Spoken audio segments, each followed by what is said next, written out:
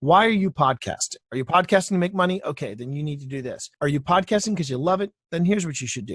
And I think the highest comment I received from anybody about podcasting for dummies is that they said, the book is thorough. If you've got a question, you'll find the answer in there.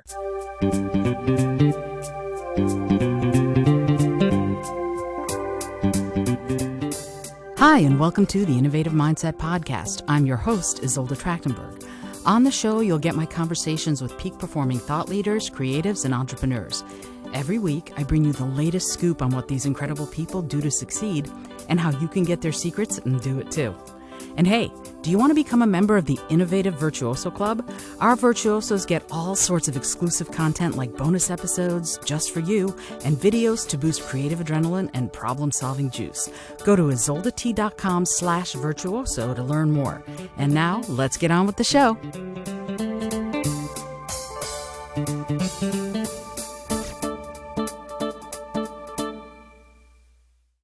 Hello, and welcome to the Innovative Mindset Podcast. My name is Isolde Trachtenberg, and I am so thrilled that you're here. And I'm super thrilled to have back today's guest. He was just on the show just a couple of months ago, but we talked, we figured out just now, we talked for almost 4 hours, and we still have so much more to cover.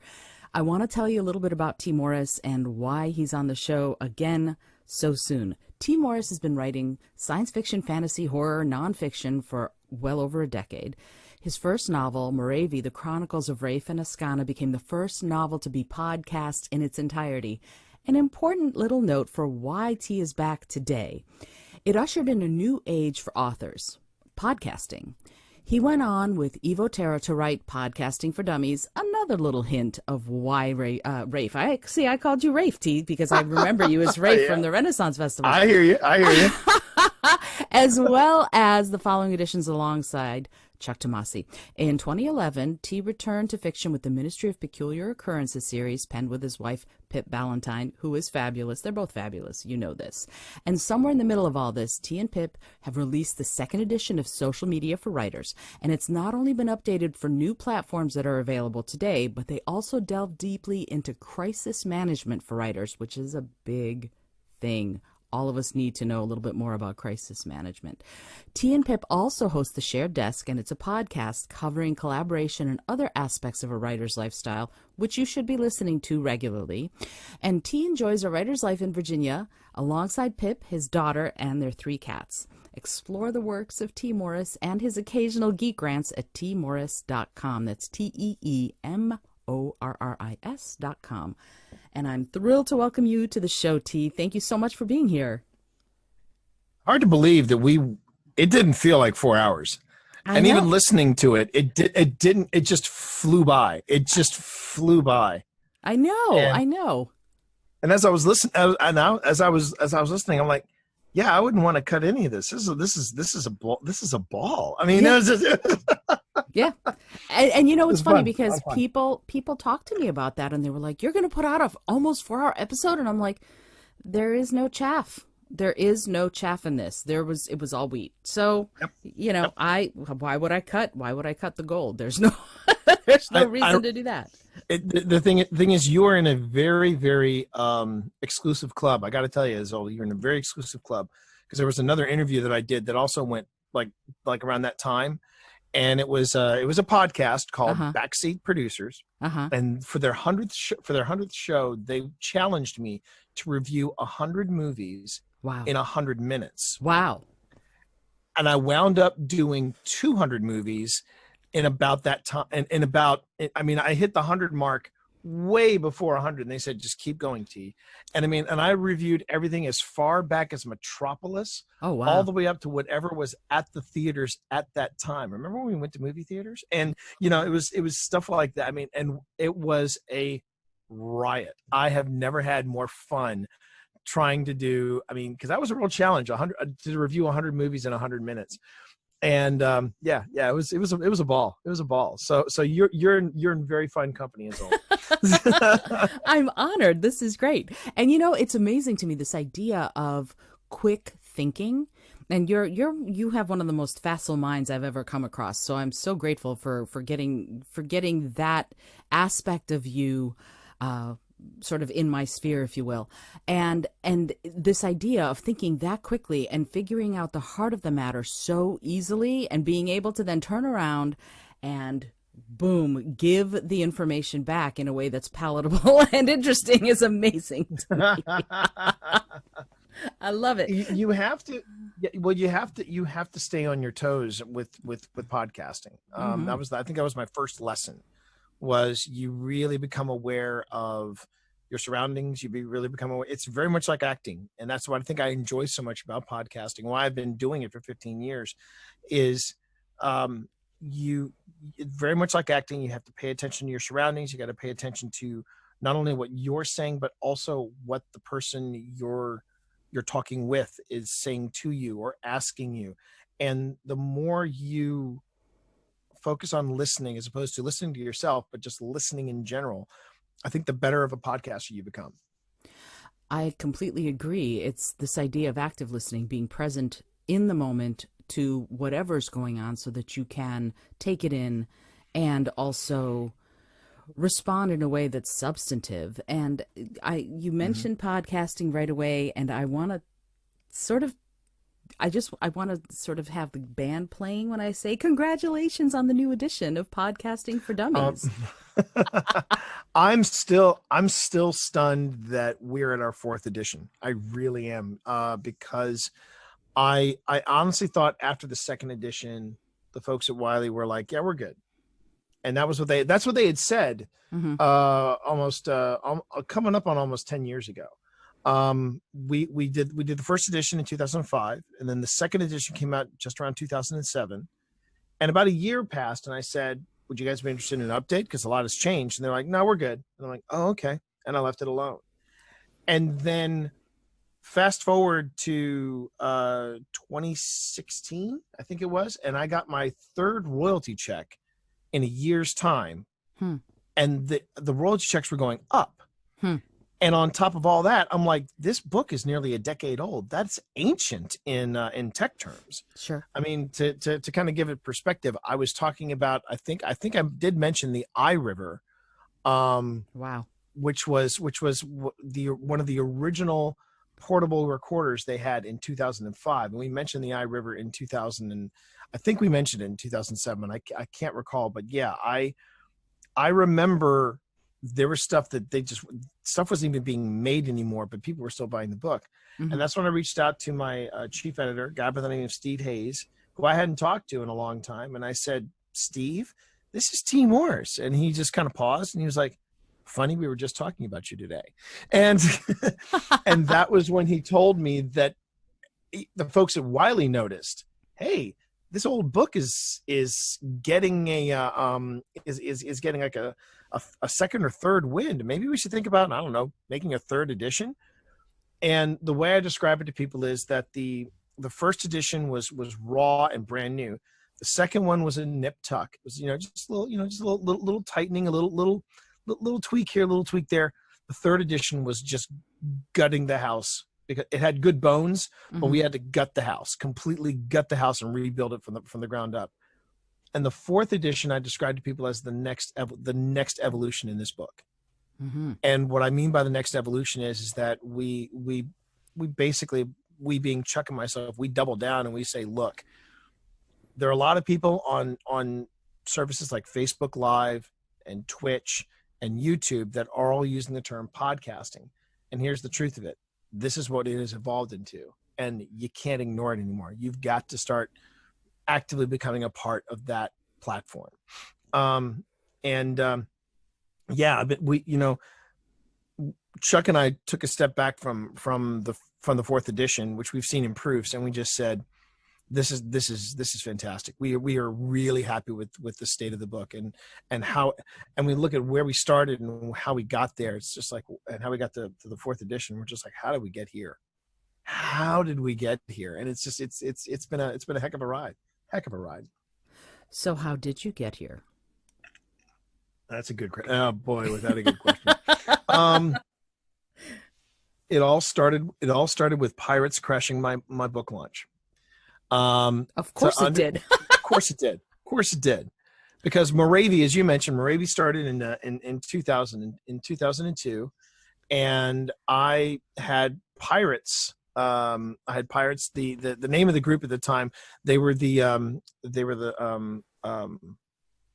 were a group of they were the Sterling sword players, if I remember correctly. They were an offshoot of the Sterling Playmakers and Noble Blades. Thank you. That's what it was. The Noble Blades. That's who we were.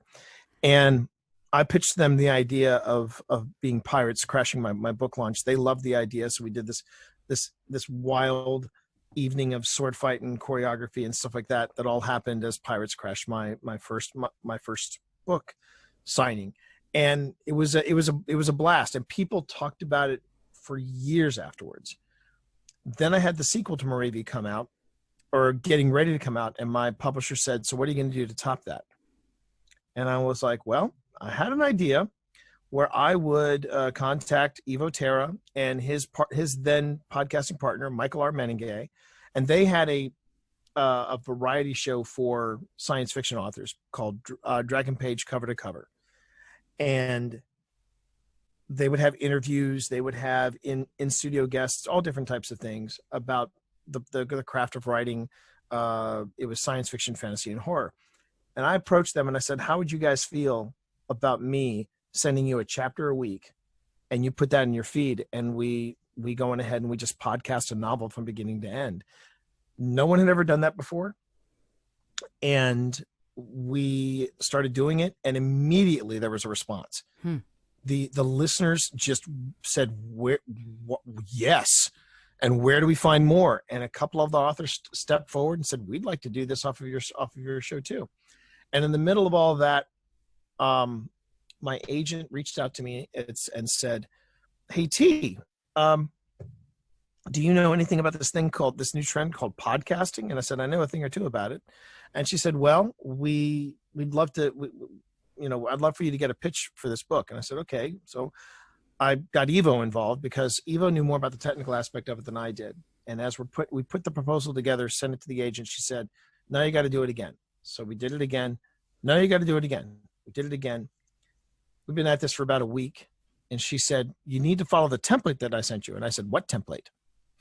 And she said, oh, I forgot to send you the template. Hold on. She sends the template for the outline. I open it up, and at the top, that's when I see John Wiley and Sons for Dummies. Wow. That's how I found out it was for Dummies book.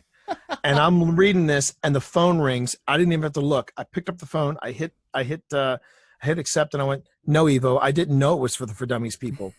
And that night we did a 24-hour turnaround, sent it, and that was how that was how the relationship started with the Dummies people. Wow. And umpteen books later, you're here at the fourth edition. Yeah. Wow. I mean, and when I think about it, within 2 years' time, I've written Twitch for Dummies, I've written Discord for Dummies, and I've got the fourth edition of Podcasting for Dummies, which tells me that if you have any questions about content creation, I'm your guy. And completely. Yeah. And it has been a fantastic relationship with Wiley Publishing, with For Dummies people. Now as an author myself, I've had a weird relationship with being a For Dummies author. It's got nothing to do with Wiley. They're awesome. There's a reason I've been working with Steve for 15 years. And it took us long enough, but I finally met him at Gen Con last year, and we just hung out, and it was a great day. It was a really good day. But with being a Dummies author, I got a weird reception from speaking events and from people that were doing seminars and things like that. I actually did a blog post about it called Embracing the Dummy in Me. And this was after I just signed off on Discord for Dummies. And I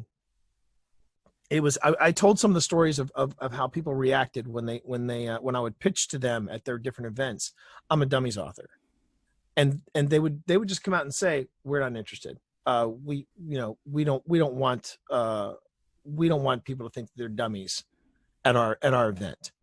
And I was like, I'm sorry. And it was just that sort of snide remark to the Dummies books and to being branded as a Dummies author. But here's the truth of it. And it took me a while to figure this out, but here's the truth of it.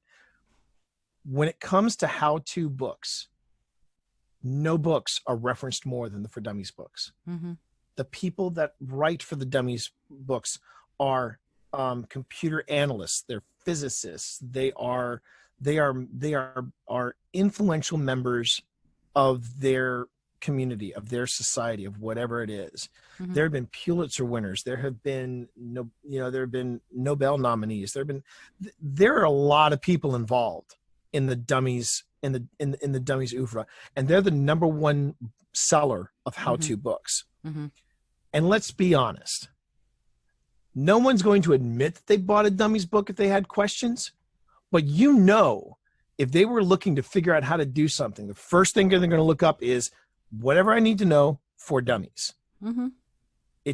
There's a reason why Wiley Publishing has been so successful with this, and it has been. I remember at one time there was a series called The Complete Idiot's Guide. Mm-hmm. There were all these different type of For Dummies knockoffs. Dummies is the brand that is still standing, and that says a lot about the integrity of that series. And when I finally, it took me a long time, when I finally came around to that, I was just like, no, I'm pretty proud being a Dummies author. I'm pretty proud of it. And if somebody wants to turn down the a 3-timed published Dummies author for the number one seller of how-to books because they're afraid of some bad juju, people turned down the Beatles and people rejected J.K. Rowling's Harry Potter books. So you know what? It's okay. I'm in good company. I'm in good company. It's amazing to listen to you. It's a weird insecurity, it sounds like, that people have about not wanting to be associated with Dummies. To me, it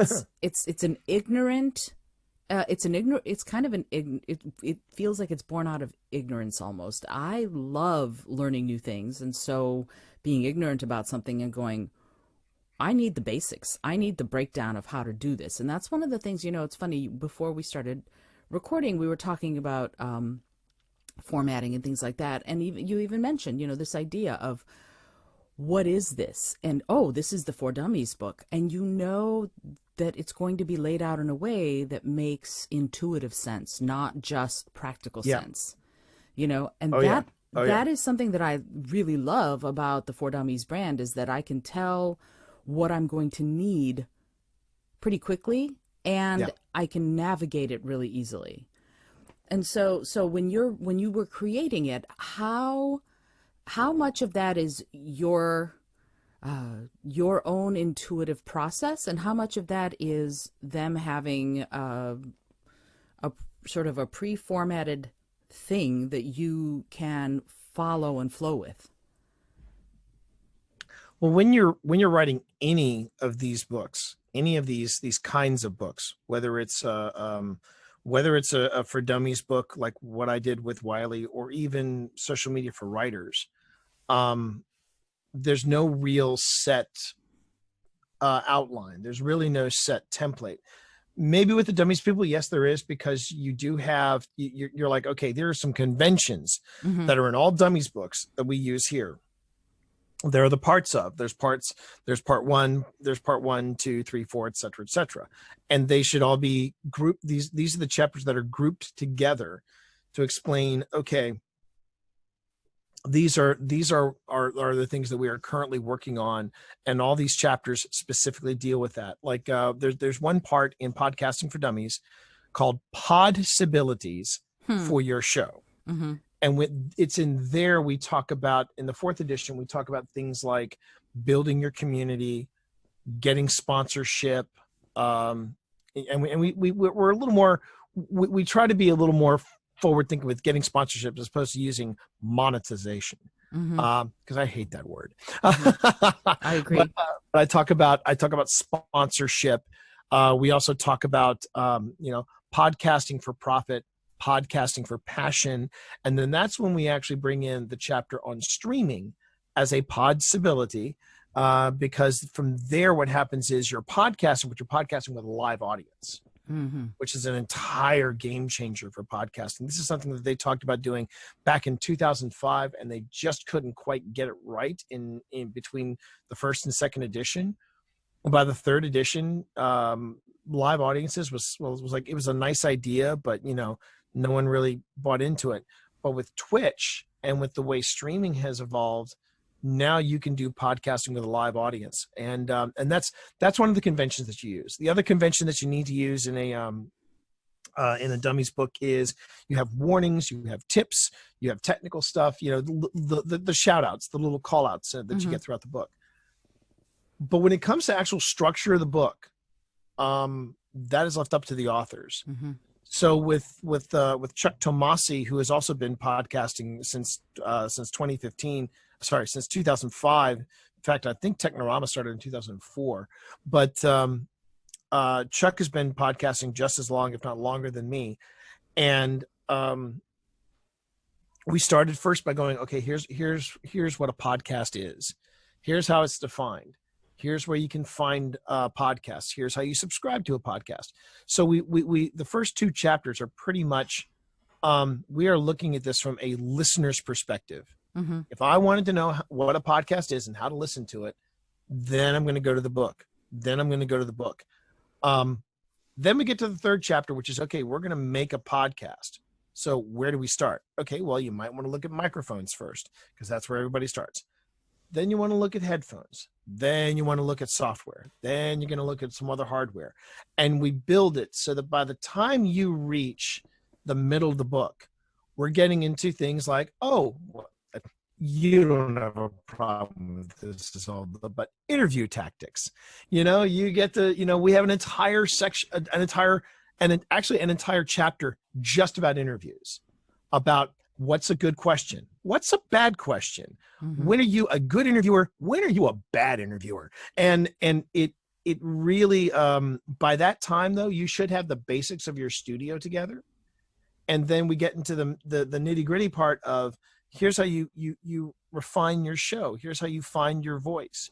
And then the latter chapters are all things like, why are you, it gets into what I call the philosophy of podcasting. Why are you podcasting? Are you podcasting to make money? Okay, then you need to do this. Are you podcasting because you love it? Then here's what you should do. And then we end the entire thing with, these are podcasters who are still podcasting this day, and this is what we've learned from them. And so yeah, we try to encompass as much as we can without it feeling overwhelming. And I think the highest comment I received from anybody about podcasting for dummies is that they said the book is thorough. If you've got a question, you'll find the answer in there. And the best thing is that the person went on to say, if you've got a question, the best part is that these authors have made themselves accessible. So find them on Twitter, find them on their podcast, just reach out and I've had people do that. And 9 times out of 10, when they ask me a question, I go, oh, that's in this page. And they're like, oh, I skipped that chapter. Darn it. and so, I'm not saying you have to read the book from cover to cover, but what I'm saying is that we try to be as thorough as possible in podcasting for dummies, so that it is your one-stop shop. And the third edition is in many ways the one-stop shop, but there's so much more in just these last 4 years. I mean, I've watched the numbers of podcasts just skyrocket. It's amazing. It blows me away. And the thing is, one of the things that's fascinating to me, and this is something I'd love for you to talk about, is this idea of being able to podcast, or listen to a podcast, I should say, while you're doing other things. You can be washing the dishes, you can be riding your bike.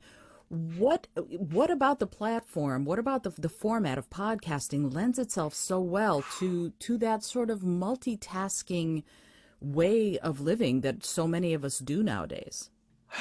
Because it's media on demand, and a majority of it, and I do stress that, a majority of podcasts are audio.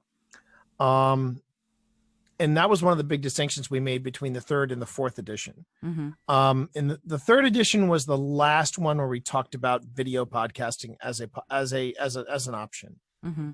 And when we got to the fourth edition, Chuck and I both agreed, you know what? We should stop talking about video podcasting as a viable option for a number of reasons. And what we did was that we basically laid out those number of reasons. People can still go ahead and do it. But I think the biggest setback for video podcasting, apart from the stuff that we outlined in the book, was when Spotify stepped in. Mm. And Spotify said very clearly, yeah, we will carry your podcast. We will gladly give you the bandwidth and you can stream it, but it's got to be audio only, which makes sense because, you know, Spotify isn't built for video. Mm-hmm. And when that happened, I said that is a serious blow to video podcasting. But that's why we went into streaming. And like I said, the streaming chapter to me is the best of both worlds. It's where we talk about the downside of video podcasting, but the solution then in that respect is streaming. But what I have seen with the evolution of podcasting is not just making it it's not only an easily consumable thing. It was a lot easier to consume, especially when you had long commutes to work. Of course, now that's changed. That's changed in our current COVID situation, but we're not going to stay in this forever. Eventually the commutes will come back. And then of course you'll see even more people consuming podcasts then, but people are still consuming them because they're easier to consume.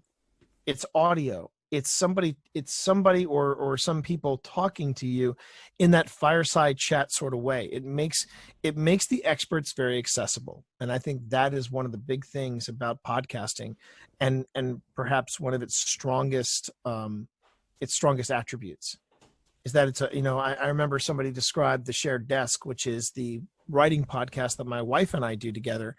They described it as it's like sitting down and having a beer with T and Pip. And it makes it that much easier to just wrap your brain around these high concepts in writing, in publishing, in literature.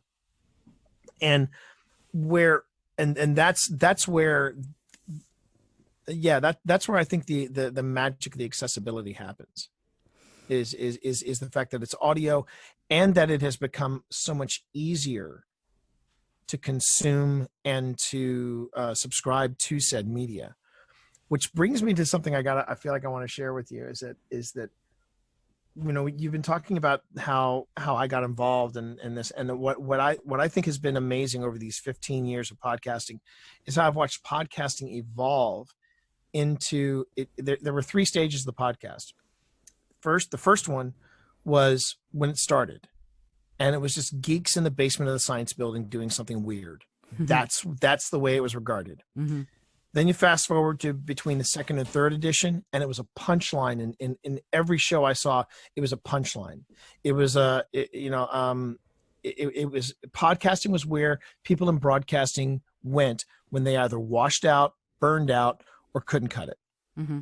And that was the punchline. I remember one punchline in particular was in the newsroom, when Jane Fonda says to Sam Waterston, "You better put Will on a short leash, otherwise he's going to find himself hosting his own podcast." So that was the attitude. Now we get to today.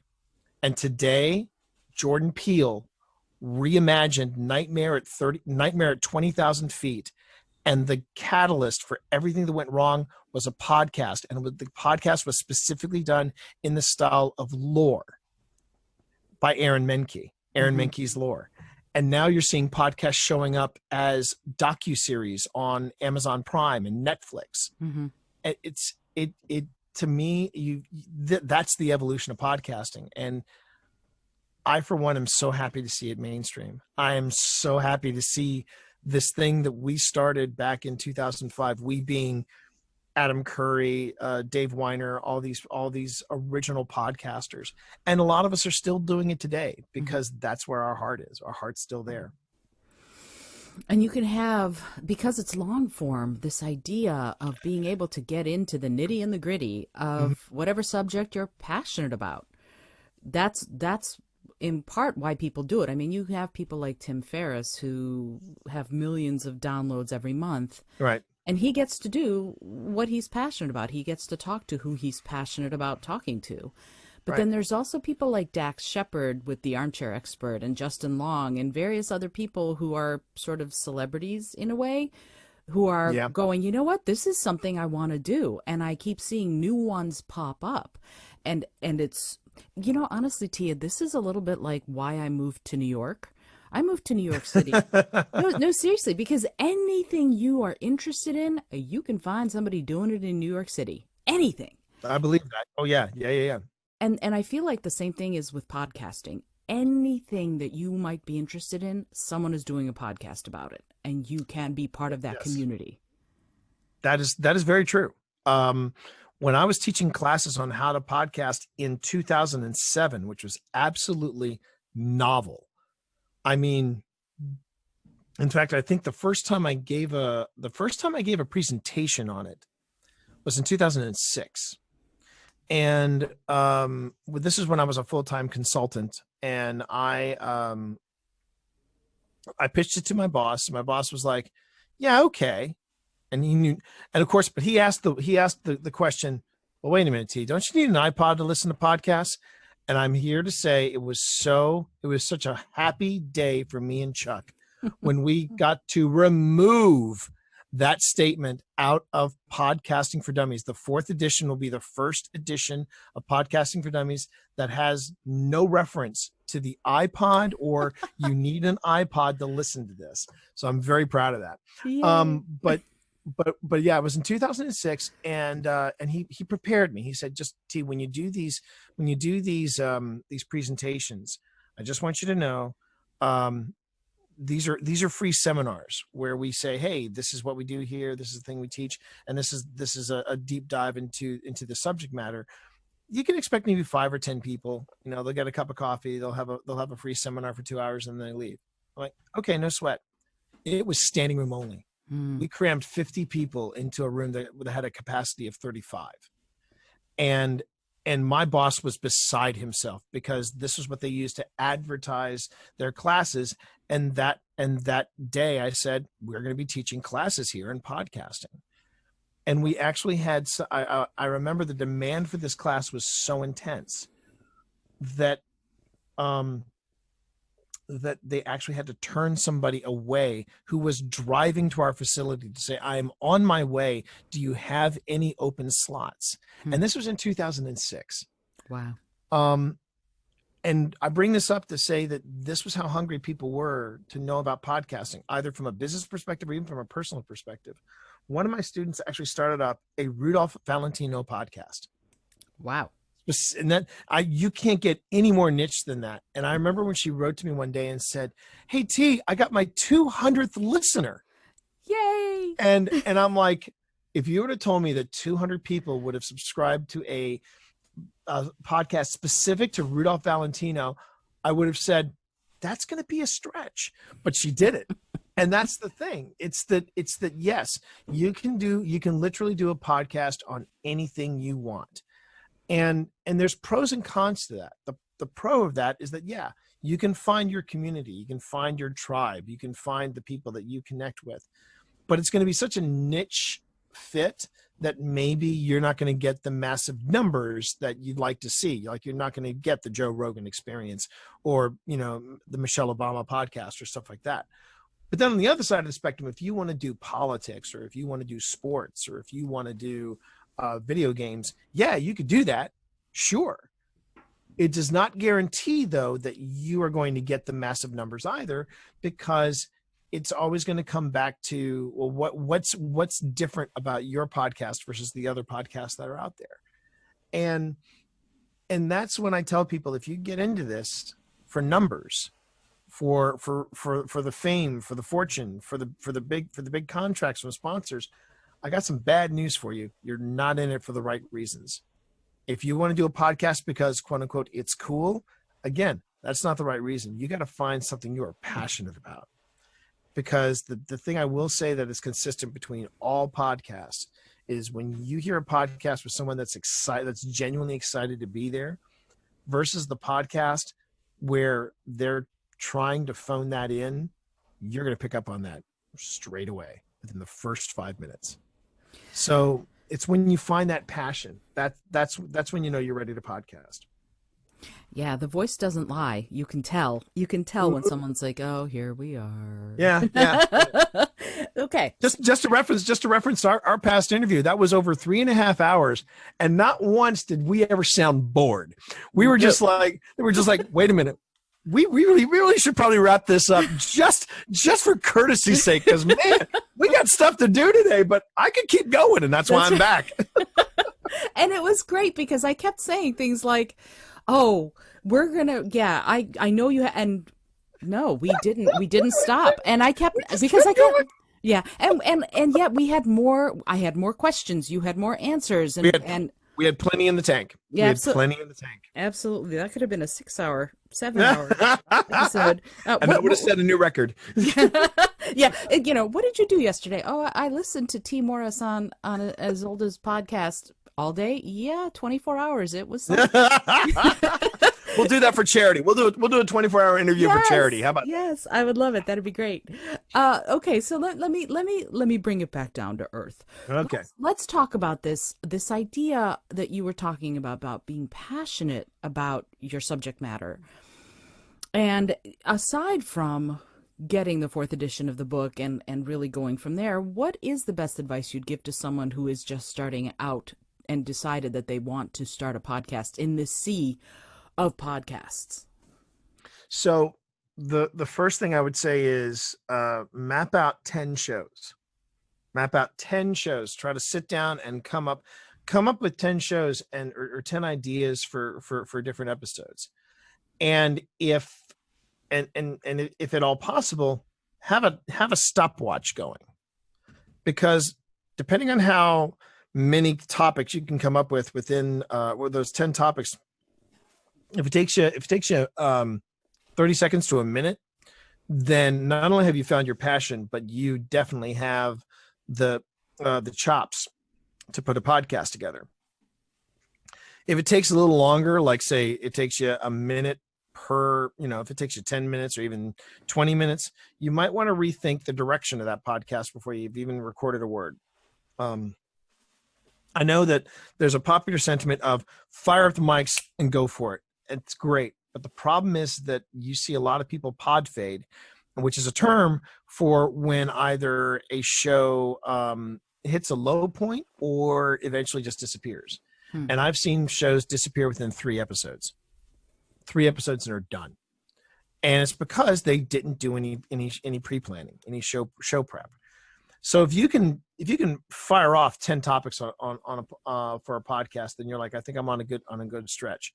Some podcasts have content already built in. If you're doing an anthology podcast, if you're doing a storytelling podcast and you've already got stuff written, well, then there's your show material. So you don't have to worry about that. If you've got a really broad, like yourself, Isolde, if you've got a broad network of people that you can reach out to and interview, then again, that adds to the repertoire of your show. Once you have those 10 episodes mapped out, then come up with a schedule. Come up with a tight little schedule. Okay, am I gonna do this on a weekly basis or a bi-weekly basis? And I go into the pros and cons in the book about the joys of doing something weekly versus the joys of doing something bi-weekly versus doing something monthly. You have to find a schedule that fits your life work balance. Mm-hmm. And then after you map out the schedule, after you map out the first 10 shows, that's when you have to take a step back and go, I'm doing this because I love this. And I would recommend staying as far away from analytics as possible. Just stay away from them, because that can sometimes be a very aggravating thing. You're doing all this great programming, you're creating all this great content, and then you look at the numbers and you go, that's it? Now, granted, if you start thinking about doing sponsorship, you start thinking about doing affiliate programs, that might be something of a game changer, and you have to deal with the analytics.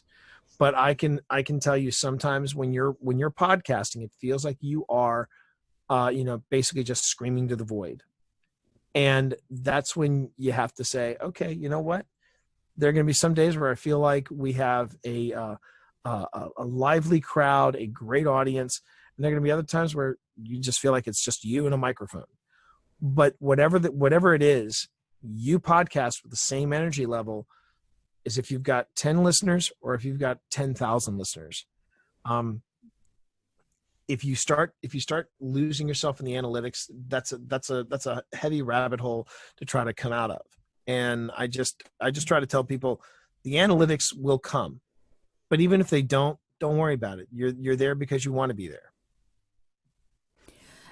Absolutely. And it's what you just said, you're there because you want to be there. I think that takes us right back to, are you passionate about what you're talking about? Mm-hmm. Because if you are, then you want to be there. You want to shout it to the world, if you will. If you're not, it's going to peter out. You're going to get to that point, I think. Yeah, where it's done.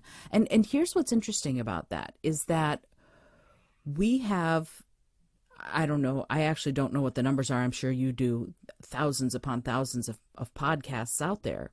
And there are some that I listen to religiously. And there are some that I try and go, not for me. But there's probably somebody out there who's listening to that one podcast as religiously as I listen to the ones I listen to. So there's room, it seems like, for many different ideas, many different styles, but they're not all going to suit everybody's tastes. As the author of this book, what do you think about that? This idea of there's either something for everyone, or there are just some podcasts that are going to become more well-known than others, and those are the winds of fate. So I just did a quick little search on Google, and according to podcastinsights.com, who specialize in podcast statistics, they basically say there are currently over 1 million podcasts out there. Wow. That's a big jump. It's a big jump from when Chuck and I started podcasting for Dummies, the first edition, where I believe we said there were 5,000 live. Wow. And that doesn't surprise me at all.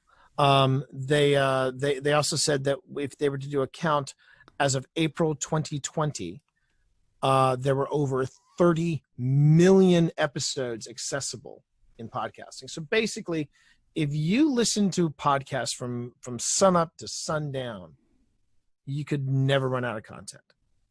Let's just be honest. You would never run out of content. But where it gets tough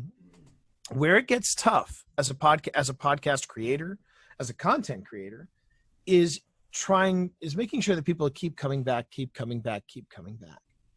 And yeah, there are going to be some shows that you look at the top and you go, not for me. And you go on to another podcast. There were episodes of Note to Self that I'm like, oh my God, this speaks to me. And there were some other episodes like, I'll skip that one, go to another one.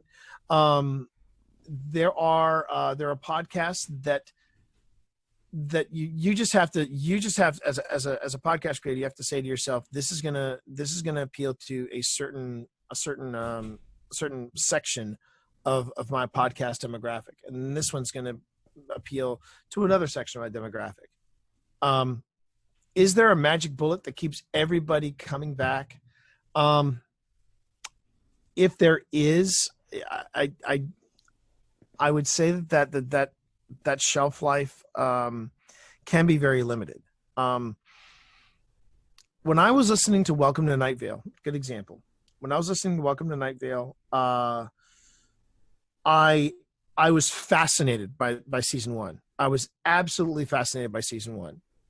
Season 2, I began to see, and I think this also had to do with the fact that instead of listening to Welcome to Night Vale in small doses, I was binging Welcome to Night Vale. And when you binge something, that's when you notice the patterns. You notice the patterns and how things are done. And when I was in season 2, I was like, okay, I'm starting to see the beats in this and how this works. And then after a while, I was like, okay, so I decided to give Welcome to Night Vale a break. And then after I gave it a break, they launched, the same creators launched another podcast, and I said, oh, okay, well let's listen. And within the first episode, I said, there's a beat. I mean, I was able to pick out the beats, which were exactly the same from Welcome to Night Vale. It was just a different voice and a different story. Mm-hmm. But there was something missing. For me, there was something missing there. And I guess that's the difference between being a hardcore fan and being a fan. Hardcore fans, you throw anything at the fans, they will gobble it up. I was not that fan. I was the one that really liked the uniqueness of Welcome to Night Vale. But then by the last time I listened to Welcome to Night Vale, I'm like, something has changed. And I couldn't tell if they had changed or I had changed, or it might have been a bit of both. And so the lesson that I walked away from that as a content creator is that I should always try to find something new or something fun to do, so that the audience is also kept guessing as to what's coming next. Good example is I do a podcast with some buddies of mine that I run within the video game Destiny, and it's called Happy Hour from the Tower. And we have started this thing where we will randomly ask guests to come on the show and give their opinions on things. We've also done interviews. We've also talked about play strategies, and we've also just talked about the game and issues around the game. Mm-hmm. So I do feel like we have a rotating arsenal of content, so that people know, okay, this will be an interview show. They're interviewing a streamer. They're interviewing voice talent. Oh, now they're just talking about the game itself. They're getting nitty gritty into the game. Oh, now we're talking about strats and what works here. So instead of falling into a rut, which I think some podcasts can happen to some podcasts, there are other podcasts that try to reinvent themselves. But even when you're reinventing it, and again, it's in the book, I talk about how you don't want to dramatically reinvent yourself. It would be like as if although you were to take this podcast and go, I need to mix things up, and suddenly you turned it into a political talk show. And you did that for 3 episodes, and then on episode 4 of the reimagining of the creative mindset, suddenly you turned it into a cooking class. Mm-hmm. You don't want to take such a wide turn or go off such a weird tangent that you start losing your audience. And it's a hard thing to do. While podcasting, as we say, podcasting is easy, but podcasting is also hard. And this is one of the hard aspects of it. And that's so fascinating, because within what you just said is something so interesting to me. This idea of pivoting and deciding, what if I want to retool or course correct somehow? You're asking your fans to be diehard fans, mm-hmm. you know, because you're asking them to come on the journey with you, whether or not you do it on purpose. Like, I renamed this podcast from, you called it the Creative Mindset, and it actually got renamed this summer to the Innovative Mindset Podcast. Right. And you called it the Creative Mindset Podcast because it sticks. And it's so interesting to me, this idea that, who are we? When we're listening, what is our role in the relationship to the podcaster? If I'm a big fan, and I'm a big fan of yours, so whatever you do, I'm there, right? Right. But if I'm just a fan and you decide to go somewhere that I can't follow, then what does that do to our relationship as content creator and content consumer? And how do we, as content creators, keep those lines of communication open? What are your thoughts on that? Well, that's also, ironically, it ties back to Happy Hour. The guys who are the people behind the video game Destiny, they make an absolutely stunning game, in my opinion. It is artistically beautiful. It is mechanically fun to play. There's all these great activities they have, The only downside of Destiny is they try to make a game that's one size fits all. They want to be, as many games want to be, they want to be the next World of Warcraft, or they want to be the next Fall Guys, or they want to be the next the next Among Us. They want to be the next big thing, but they want to be the next big thing that's got legs, and you want to keep coming back and keep playing it and keep playing it and keep playing it. And the truth of the matter is, one size does not fit all. Mm-hmm. You can say that about video games. You can definitely say that about podcasting. You can say that about content creation. I know that there are people that will go on the journey with me when I launch Happy Hour from the Tower, right? But the people that are on the journey with me with the shared desk, they're not necessarily going to want a podcast on a video game that they probably don't play. Mm-hmm. The people who are listening to the Destiny podcast and they're enjoying it, they may really enjoy the energy level and the stuff that I bring to that, but they're not going to immediately follow me over to the shared desk Mm-hmm. and listen to me and my wife talk about things that writers do.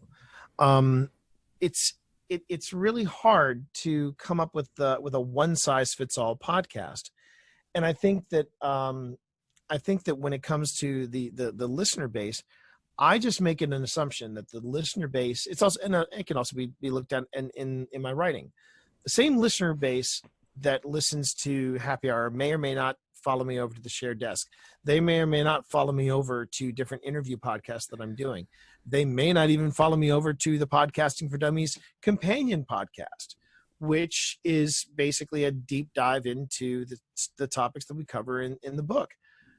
So yeah, I don't have, and it's the same thing with writing. The people that are fans of mine from Moravia probably didn't follow me over to the Ministry of Peculiar Occurrences, because it was such a departure.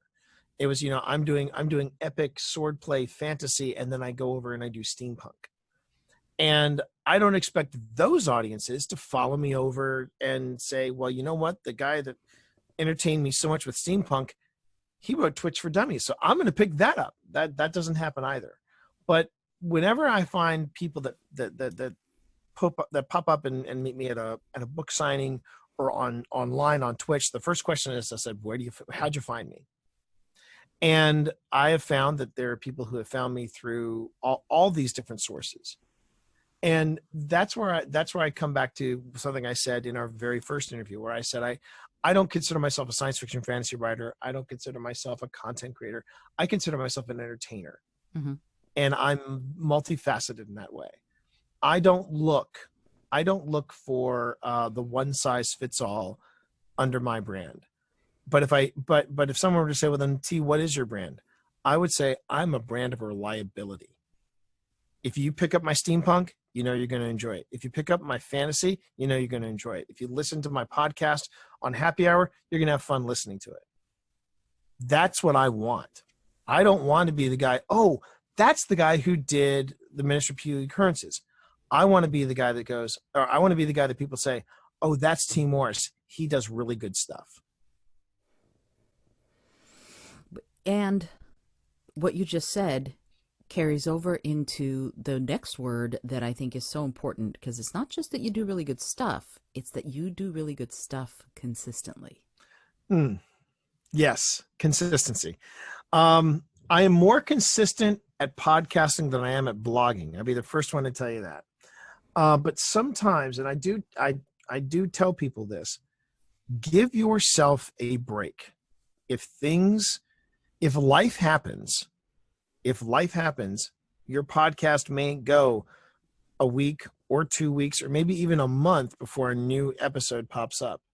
And that's okay.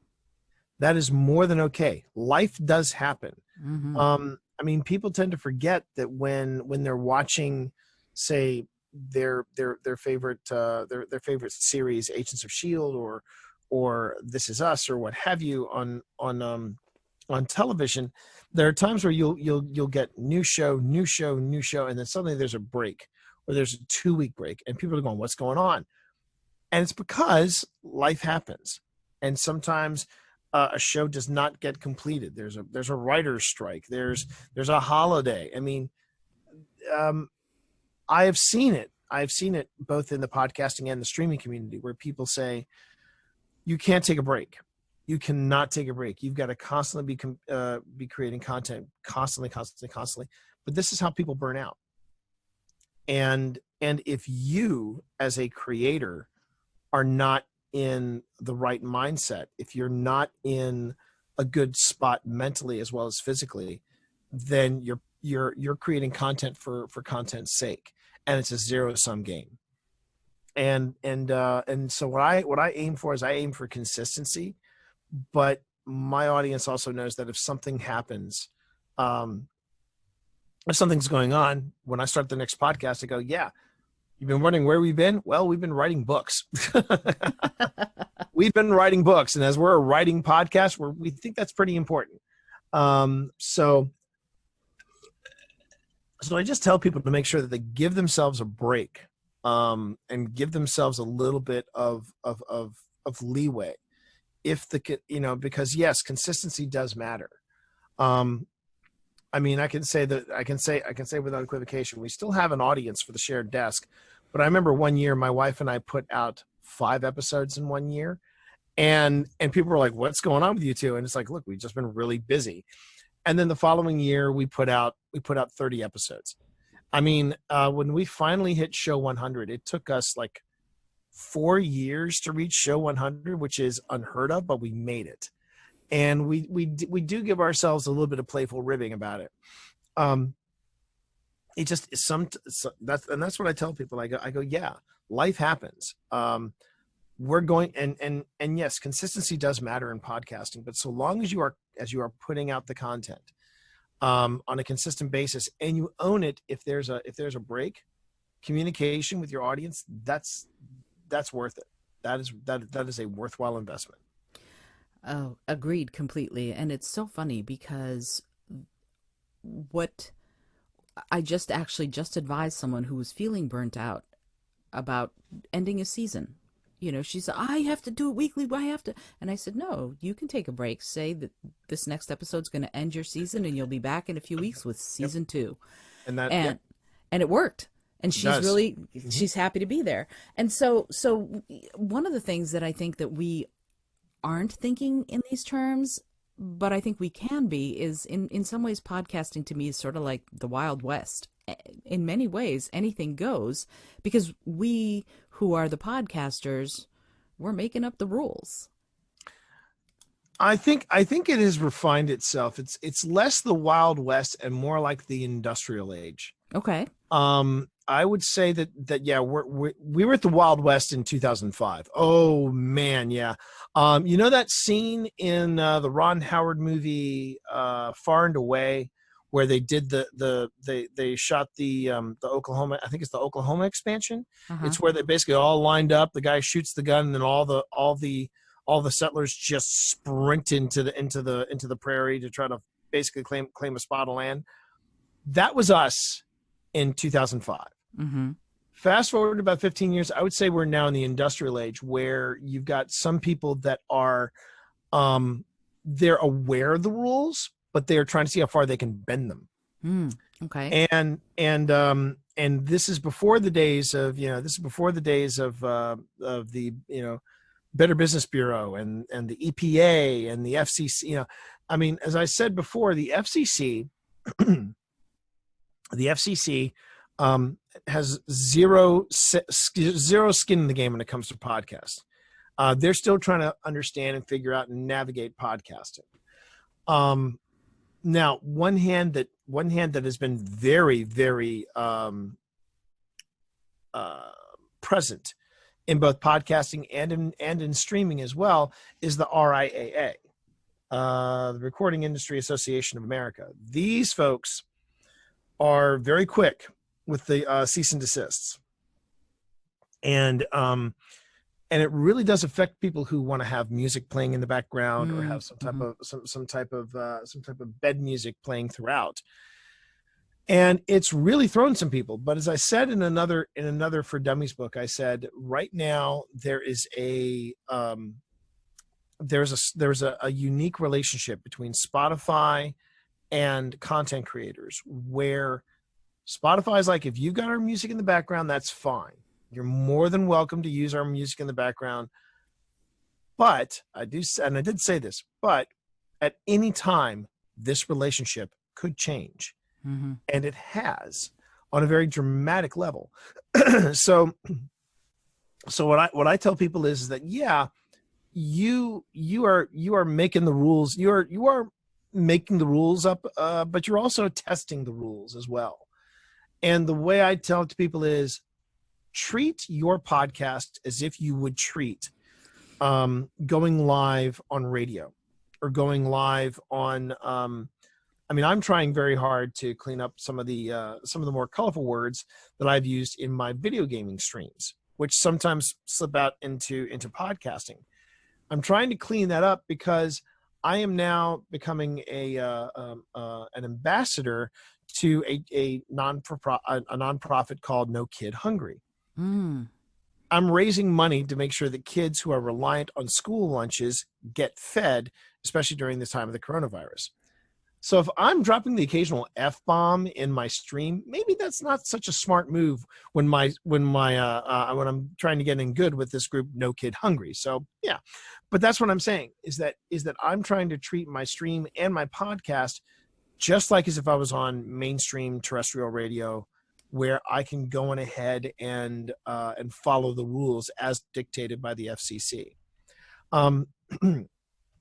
It also makes you a better streamer, and it makes you a better podcaster. It makes you a better content creator because now you have guidelines that you can follow. It's great being a trailblazer. Don't get me wrong. I loved being a trailblazer back in 2005. But I also ran into those trailblazers that not only made up the rules as they went, they blatantly ignored the rules moving forward. Case in point, I was illegally recorded once for a podcast. What? Oh yeah. This was a very popular podcast, and they were trying to get into a heated exchange with me, and I found out when their podcast aired, they were recording the whole thing. The good news is I took the high road, and I didn't fall for the bait, but they were doing that. I've also seen interview podcasts take a terrible turn because they go, well, the rules don't apply to us, so we can ask whatever we want. And they wind up putting their guests in really awkward situations. Mm-hmm, mm-hmm. And then you've got people that think it'd be funny to do something for their podcast that's outrageous or ridiculous or over the top. And a lot of these podcasts, these shock jock podcasts, if you will, they all say, well, we're trying to be like Howard Stern of podcasting. But here's what they missed about Howard Stern, and this is one of the reasons why I respect Howard Stern so much, not just as a broadcaster, but just as a media and content creator. He himself did not do anything outrageous. He wanted to encourage others to see how far they would push it just to get on the radio.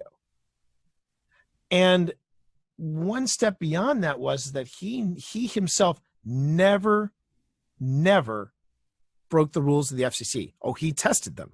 He definitely tested them, but he never broke the rules. Versus other Howard Stern knockoffs who were all trying to be just as quote unquote outrageous as he was, but some of them got in trouble with the law mm-hmm. because they themselves were actively involved in it. And that's where I'm saying that's the difference.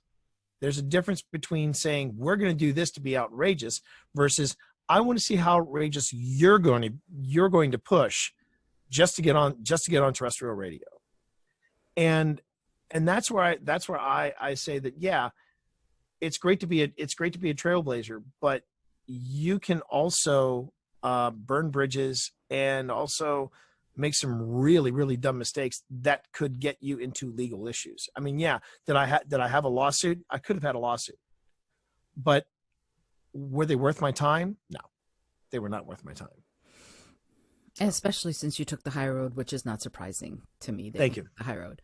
Uh, and yet, it's interesting. I had Bill, the author Bill Fitzhugh, on the show just a few days ago, Right. actually. And I was a DJ many moons ago. He was a DJ many moons ago, and we were talking about the differences between on the radio and a podcast. And he said, "Do you need to do a legal ID?" Which is giving the ID of the show and the station on every hour on the hour plus or minus 2 minutes. And I said, "No, you don't need to do that for a podcast." And he said, "Okay, so what are the rules?" And I went, "That's a really good question Right. because he swore, he cussed, and he said, 'Oh, maybe I'm not supposed to do that.' And I said, 'No, I'll just put the little E for explicit on and we're good to go.'" And And he you're good. goes, "Yeah." Right. And so it's really interesting that it to me, and maybe it's because I'm not particularly a rule breaker or a trailblazer in this way, I feel like it's limitless. I feel like whatever we want to talk about, we get to talk about, Oh yeah. and we can push it to the philosophy and the ideas. And what are your thoughts on that, this idea of rules? You said, don't break all the rules, but what are the rules of podcasting? What are we adhering to here when we create this content? Well, again, it goes back to the format of the show that you create and what you want to do with it. For example, with Happy Hour from the Tower, I have purposely put I break it up into two segments. I will I basically say, okay, guys, for the first half of the show, we're going to do this. The second half of the show, we're going to do this. I keep an eye on the clock, and and after about 20, 30 minutes, once I think that we've wrapped up the segment, I said, okay, we're going to take a quick break. When we get back, we're going to talk about this and this right after this message. And then I drop in either a sponsor, or I drop in a promo for another podcast, or I drop in, um, you know, if someone has paid for a special spot, I go ahead and do that as well. And then we come back to the show. That's for Happy Hour. For the Shared Desk, it's just a straight shot through. Mm-hmm. It's just a straight shot through. And then when we did the Ministry of Peculiar Occurrences podcast, we were doing Tales from the Archives, which is a bunch of short stories. If the short story went over an hour, I would purposely put in a break. And the way I look at it from that perspective is, if we put in a break, it gives people a chance to pause their player. Where it's like, okay, we're physically taking a break here. They can maybe talk to somebody. They can do this. They can do that. That way, they don't have to pause it, or just have a weird stopping point. It really is. It is free form. It is a free form. No holds barred. If you want to be explicit, you can be explicit. If you want to adhere to a station ID clock or something like that, you could do that too if you wanted to. Some people did it as a way of being able to segue onto terrestrial or satellite radio. But Mm-hmm. even then, segueing to terrestrial and satellite radio, now I'm seeing more and more people saying, well, I don't want to segue in that direction. I'm going to go in the other direction. I want to get my show picked up by Netflix or Amazon or something like that. And that is a possibility too. But I mean, for Happy Hour, I have two affiliates that I get. If people order using a code, or if they use a special link, we get a kickback from that. So we actually drop in ads for them in our show. Mm-hmm. And that's basic revenue. So if you've got some type of revenue coming in, then yeah, you should format your podcast accordingly. Some people go, oh, I just put stuff at the end. Well, the problem with putting stuff at the end and stuff in the beginning is that if you put stuff at the end and at the beginning, people either scroll through it, or they'll just hear the ads and they'll cut them off. So I purposely put, knowing if there's an affiliate involved, I will put a break in the middle of a show. Mm-hmm. But it's different from every show. It's different for every podcast. You've got to find the format that works best for your podcast. And that is a freedom that you have in podcasting that you may not get when you're on terrestrial radio or when you're on television.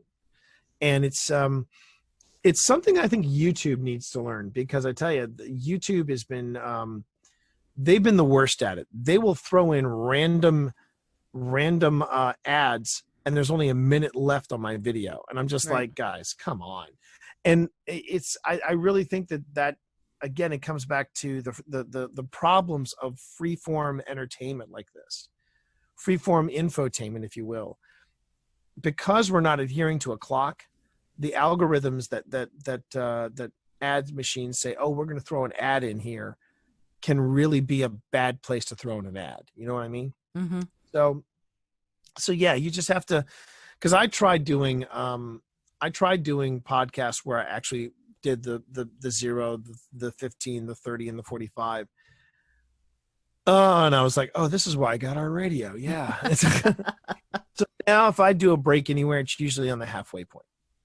And it's, again, it's on what kind of show do you want to create?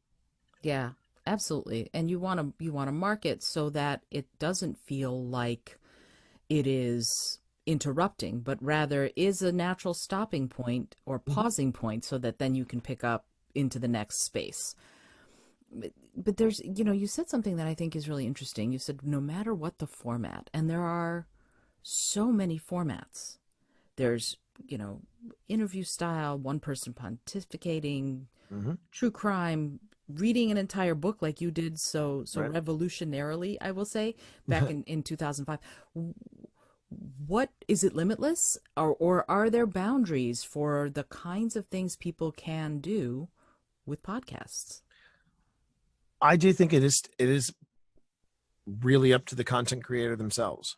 Okay. They can go as far and as deep into a topic as they want. They can go into something as edgy as polyamory podcasts. There, you can find quite a few of them online. Mm-hmm. If you wanted to talk about critical thinking, uh, you can go on ahead and, critical thinking over Christianity. You can do stuff like that.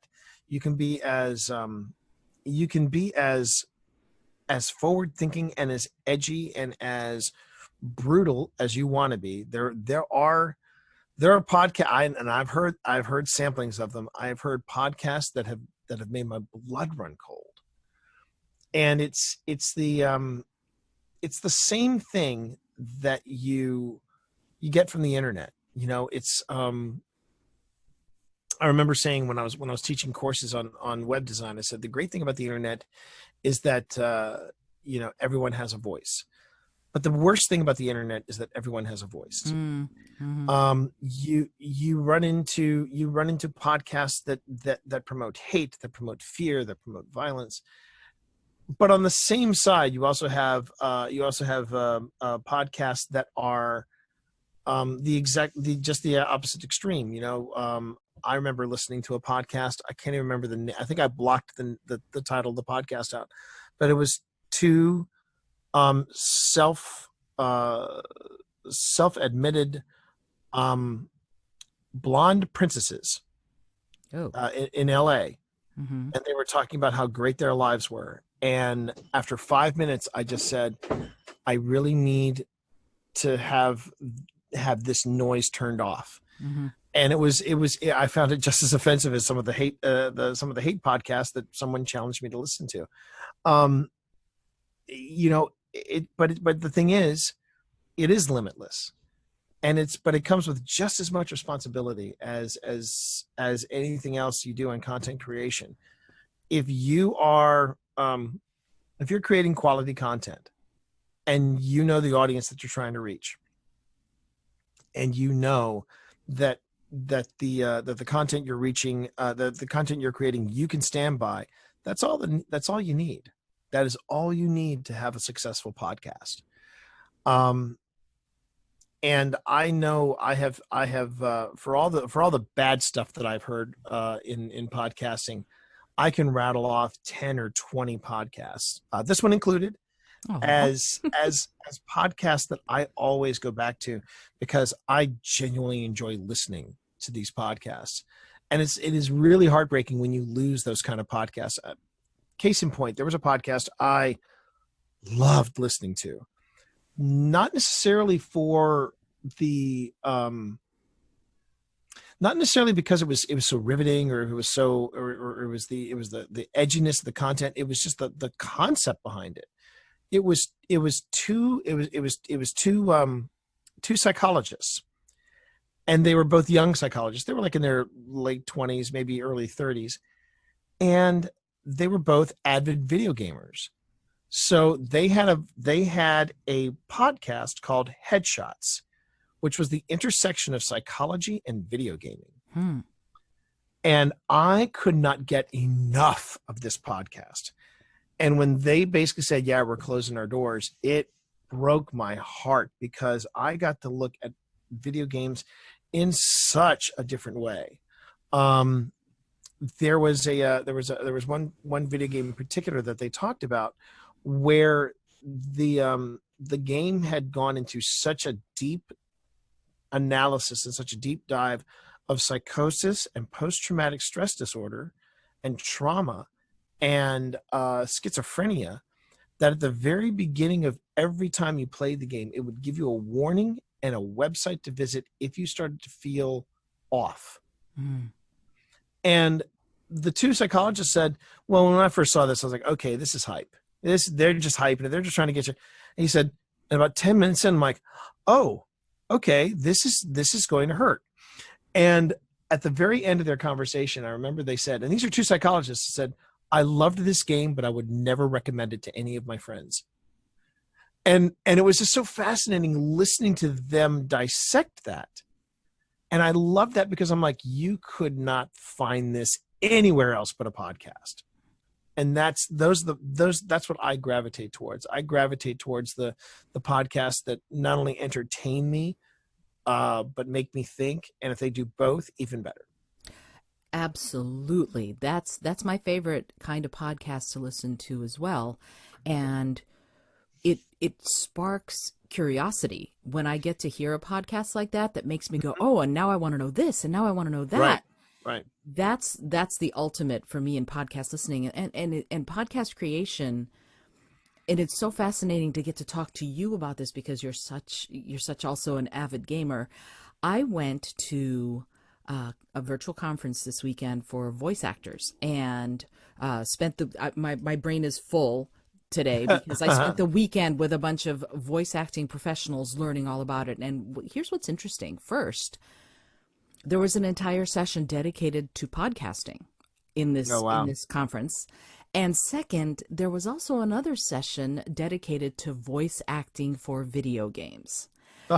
So having you on the show today is just the perfect jumping off point, and also the punctuation mark to my weekend. But this idea of creatives creating content in podcast form and also in video game form for everyone else to hear, because it's a voice medium. This idea here of how do we marry the two, and it sounds to me like so much of what you're doing with streaming does exactly that. It does. Because the thing is that by definition, podcasting is the delivery of media through an RSS feed. And not to get too technical, but basically RSS is the script language. It's a markup language, and it's a language that helps blogs go. And if you've got a blog, you have an RSS feed, and with the proper plugin or the proper adjustment, you can make that RSS feed podcast ready. But then streaming came along, and people started saying, well, I'm going to do a podcast, but they were doing it on the stream. And there was a real contention for a while about how if you're streaming, but you don't have an RSS feed and you don't have a separate file for that's being distributed via RSS, then you are not podcasting. You're basically just slap. And a lot of people did this in the early days. If they didn't want to be bothered with RSS feeds or blogs, what they would do is they would basically just get a little image that says podcast, and they'd put it next to whatever media they'd upload to their website. Again, that's not a podcast. But what really changed things, and what was really the marriage of streaming and podcasting, was when, okay, so we say we're doing a podcast, but it is being distributed. people aren't going to your website. They're going to their apps. They're going to Twitter. They're going to Twitch. They're going to YouTube. They're seeing it happen live. Mm-hmm. And so, when the fourth edition was rolling out, I'm like, I really got to look at this. And this is right off, this is coming off the heels of doing Twitch for Dummies. And I started to see the marriage between the two, and I was like, okay, here's the midpoint that we're finding here. This is what podcasting has evolved into. And I think that's also part of the success that I've had with podcasting is that I feel like I have evolved with the technology. I'm no longer saying this is a podcast and nothing else counts. Mm-hmm. You can't say that anymore, especially with the way Spotify has stepped in, the way streaming as a technology has stepped in and helped distribute podcasts without an RSS feed. It's really fascinating. Now, we still argue that, yes, when we talk about podcasting, here is the official definition of it. Boom, done. Now, are we saying that is the be all and end all? Absolutely not, because podcasts like rock bands, like video games, like on-screen personalities, they all can evolve. They can all find a new direction, find a new path. At their core, they will still be a podcast, but then they might be a podcast that you catch when the stream happens. Mm-hmm. And then if you still want to have that old school podcast approach to things, okay, get into streaming, then take that stream, download it, turn it into your podcast. And that, it becomes part of your workflow. There's, mm-hmm. again, it goes back to that limitless aspect of it. Not only is the topics and the subject matter that you can talk about limitless in podcasting, so is the way. Now we have many different ways of distributing our media from one point to a whole bunch of others. And that's the beautiful thing about podcasting. Podcasting as a technology is limitless.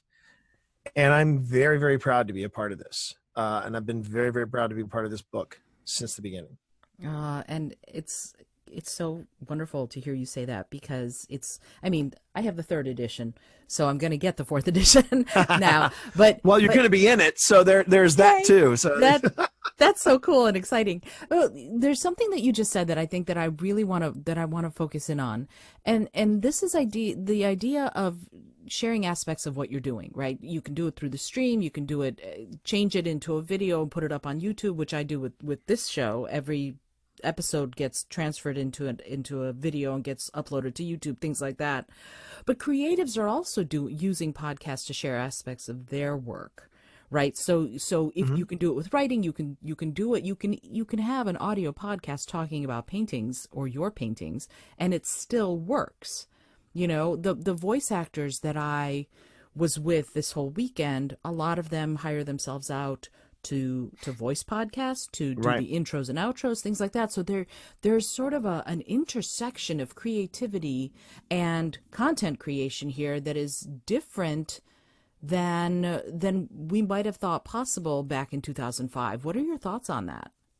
So that honestly does not surprise me. I think that there is an intersection of all these different creative outlets that you're seeing evolve in podcasting and in streaming media and things like that. One of the things that I think that hasn't changed though is there are a lot of people that refuse to podcast, or they hate podcasting because they quote unquote don't like the sound of their own voice. Mm. And my biggest fault with that is, if you want a podcast, don't worry about your voice. Don't worry about your voice. You will find your voice. I know that when I started podcasting, my own voice was very rough, and I'm a theater major. I'm a former SAG-AFTRA member. I've done all that. I've done radio. I have I have done that, and I still, when podcasting came out, I'm like, okay, I got to find my groove with this. And then when I started streaming, I had to find my groove in streaming as well. I think there is a lot that you can do where you intersect with different mediums and different approaches. And I also think there's even a demand if voice actors were to actually do podcasts about the voice acting industry, that would be something that people would listen to, especially for people who want to break into dubbing animes for American audiences, or being a voiceover talent in video games. And the best part about what I've noticed, at least with Happy Hour from the Tower, is how accessible a lot of these voice actors make themselves.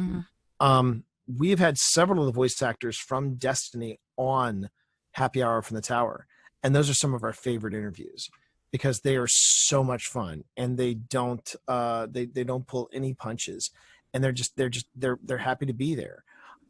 We even had the voice director, which was really fascinating, because then we said, okay, so we've had all these voice talent on the show. So my big question is, what do you look for?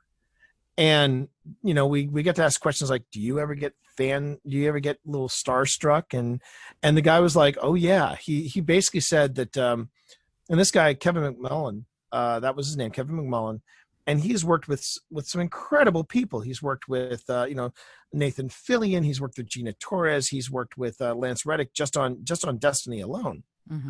And he said, but I was totally gobsmacked when Frank Langella walked into the room. Oh. And I said, yeah, I could see that. Because I've been a fan of his since 78 Dracula. I remember those days. Yeah. Frank Langella, Richard Donner, Lena Olin. Oh, what a great movie. And Laurence Olivier as Van Helsing. Yeah. I mean, come on. And he was like, they were, he was talking to him, just loosening up, and he was like, yeah, my grandson talked me into doing this gig. And he's, and they're telling these stories. I am howling. I'm like, yeah, this is really cool. But no, and he said, and the thing was, after we got him, warmed up and he was ready to go, guy was a professional.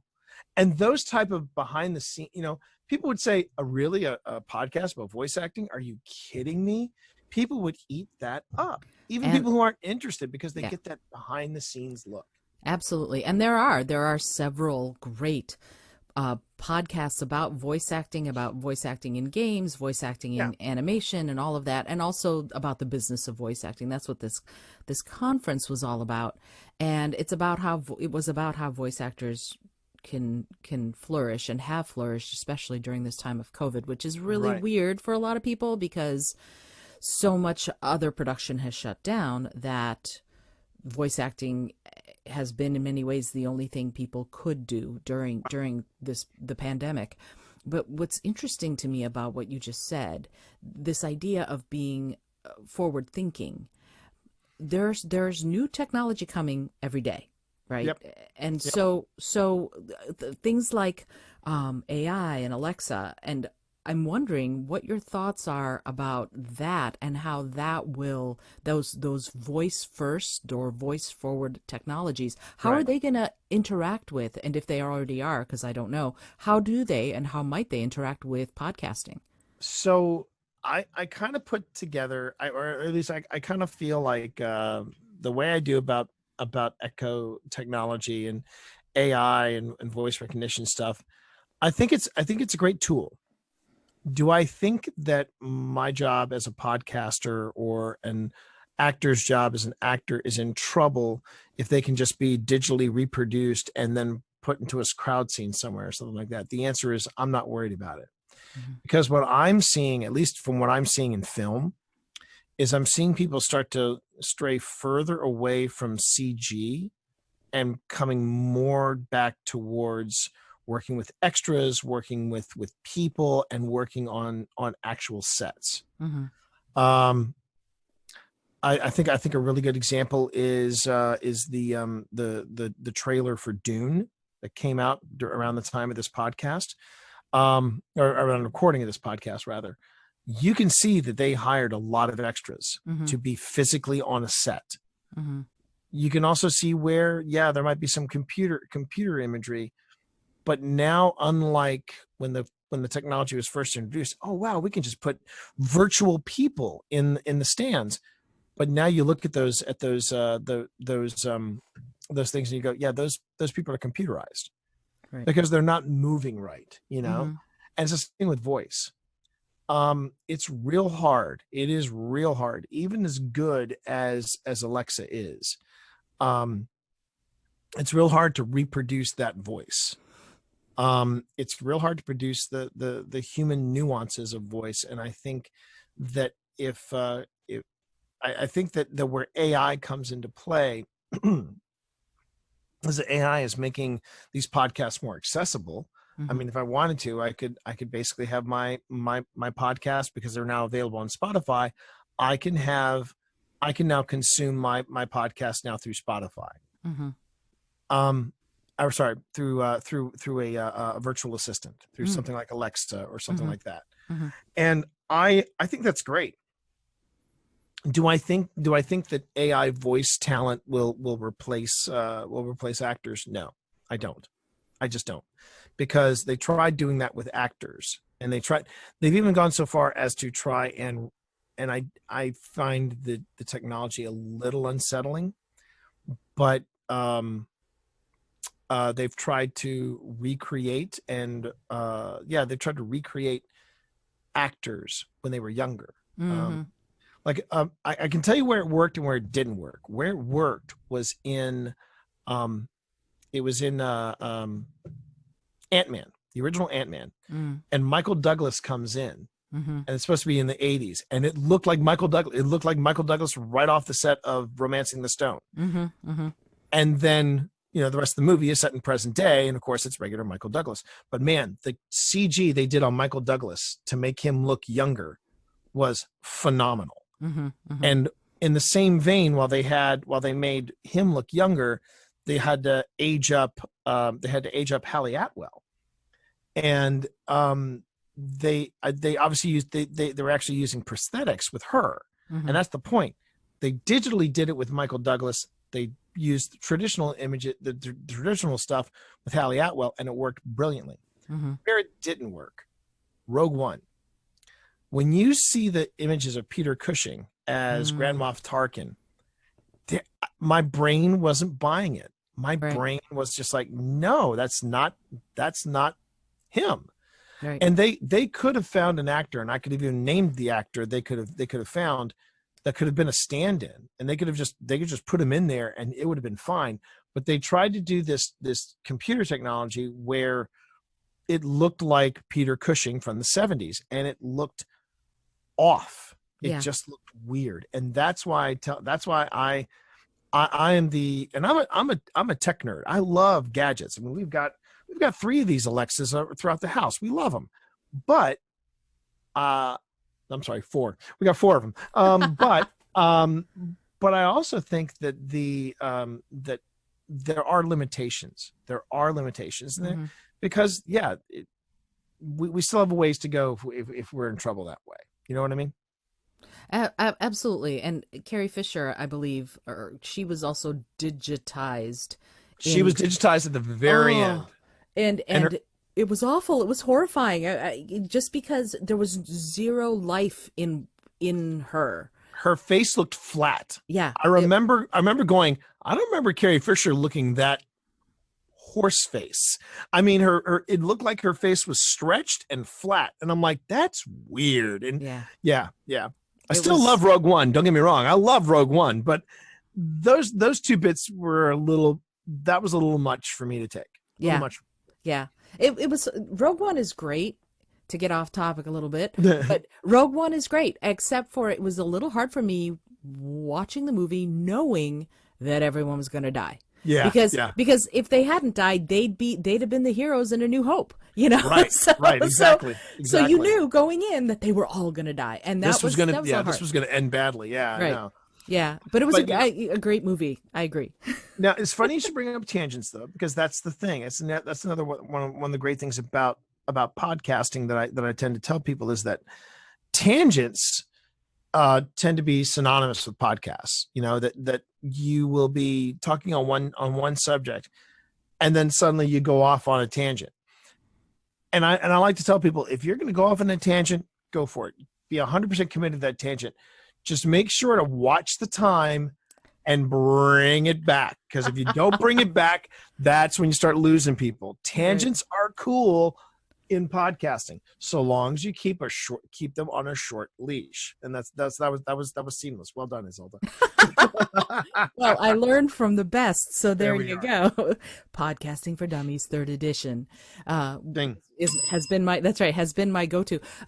So speaking of that, speaking of the fourth edition, which is out today, yay! What has happened to podcasting that has surprised you or inspired you the most throughout your podcasting career and trajectory? What has been the most surprising and inspiring thing to you? Oh wow.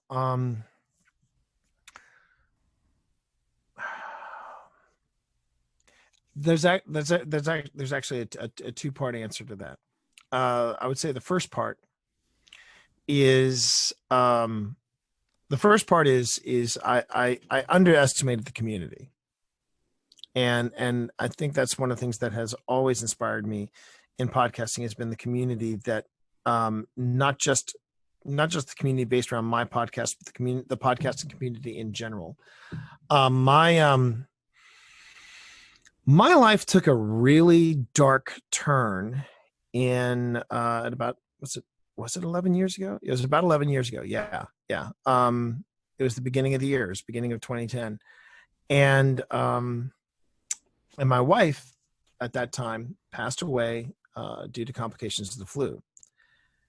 And it just completely sidelined me. It was a real rough time too, because what made it even more complicated was we were in the middle of a divorce, so we were separated. And then to add that complication more, my daughter at the time was 6.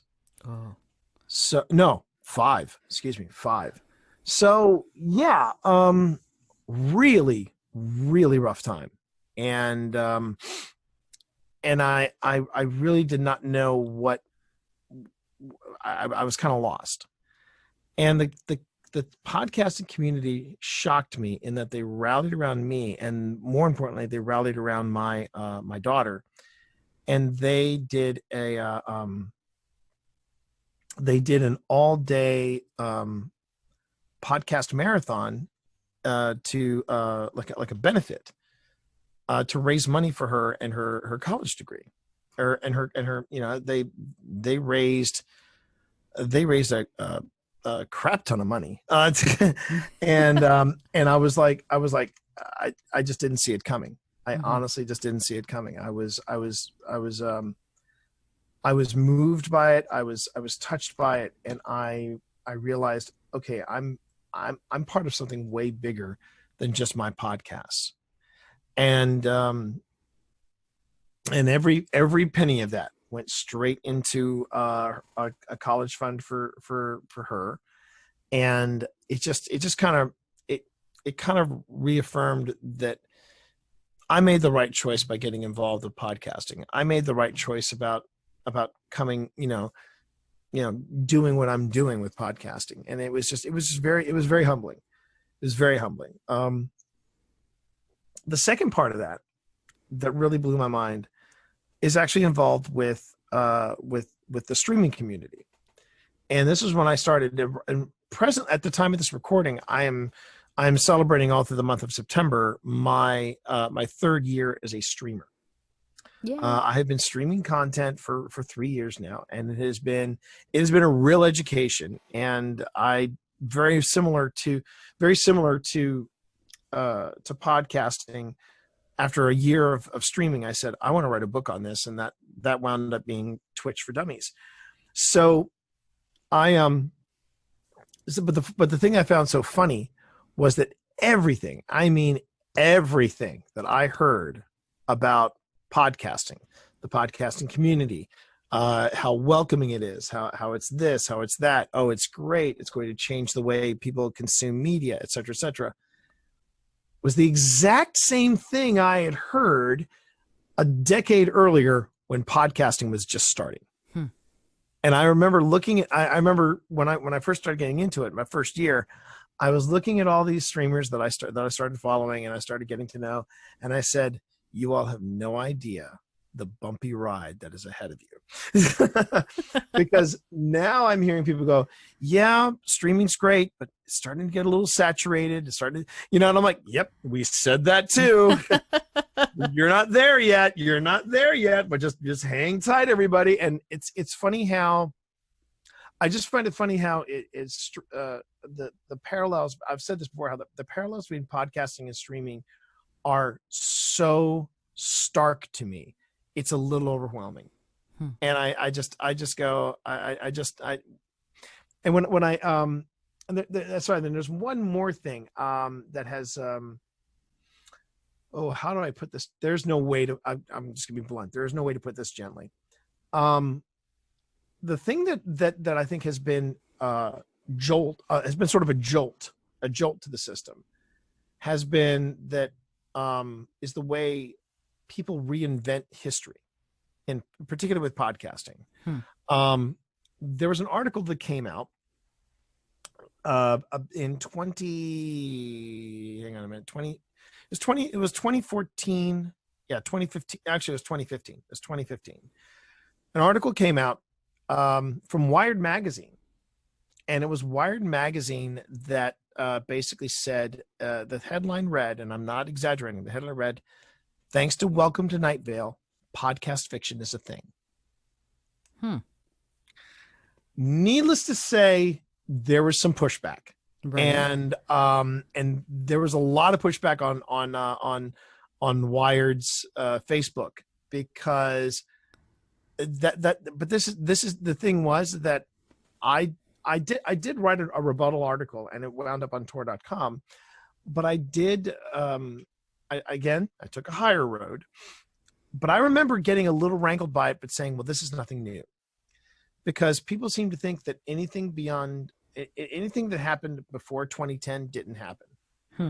So a lot of there's been a lot of people who I love having these conversations with people. There was a conversation I was having with somebody. He came in and he was basically promoting the possibility of bringing podcasting services into our place of work. And I'm nodding and I'm listening to him, and I'm like, it's never going to fly here. And because I already knew that, I already knew how the attitude towards podcasting was. And I knew it was going to fly there because he wanted to charge a lot of money for it. And I was like, but I was going to let the guy speak. And there was a lull in the conversation. I think they were going off to talk about the different services that this gentleman was going to provide. And I said, so you've been podcasting for some time? And he looked at me and he gave me a smirk, and he was like, yeah, I'm one of the longtime veterans. And I went, oh, really? Now keep in mind, this is like 20, so I couldn't wait to see where we were with this. Again, this was like 2015, 2016. And I said, so how long have you been podcasting? He said, oh, I've been podcasting a long time. I've been podcasting since 2012. Ooh. And I sat there and I just nodded and smiled, and I said, keep at it. You're doing good. And he looked at me and he was like, do you podcast? And I go, yeah, I do. And he goes, how long have you been podcasting? And I'm just, didn't blink an eye, just stared at him. I said, I've been podcasting since 2005. I'm the first guy to podcast a novel from cover to cover, and I'm one of the authors of Podcasting for Dummies. And he stared at me, and he never took his eyes off me. He went into his coat pocket, he pulled out a card. He very tenderly handed it to me and said, would you like to come and speak at our event next month? And I just took the card and I looked at the card and I said, I'll be in touch. And I wound up speaking at his event. I mean, it's because it's funny how people just seem to think that podcasting is this new thing. And I'm like, folks, this is the 4th edition of Podcasting for Dummies. And we've been at this for for nearly 15 years. And I take that back. It has been 15 years.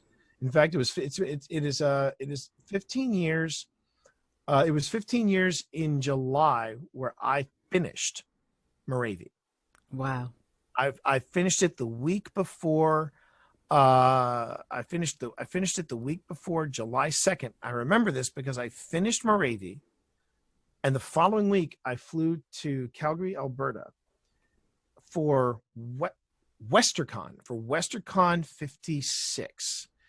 Can't believe I remember that, but it was Wow. WesterCon 56. It was it's the big West Coast North America convention for science fiction, and Dragon Moon Press, who was my publisher at the time, they, for the first time, we got ourselves a booth, and we had I think at that point Gwen had met two of her authors at that point. Gwen Gades, the head publisher of Dragon Moon, and that weekend, I want to say 10 authors from Dragon Moon, affiliated with Dragon Moon Press, flew in for this event.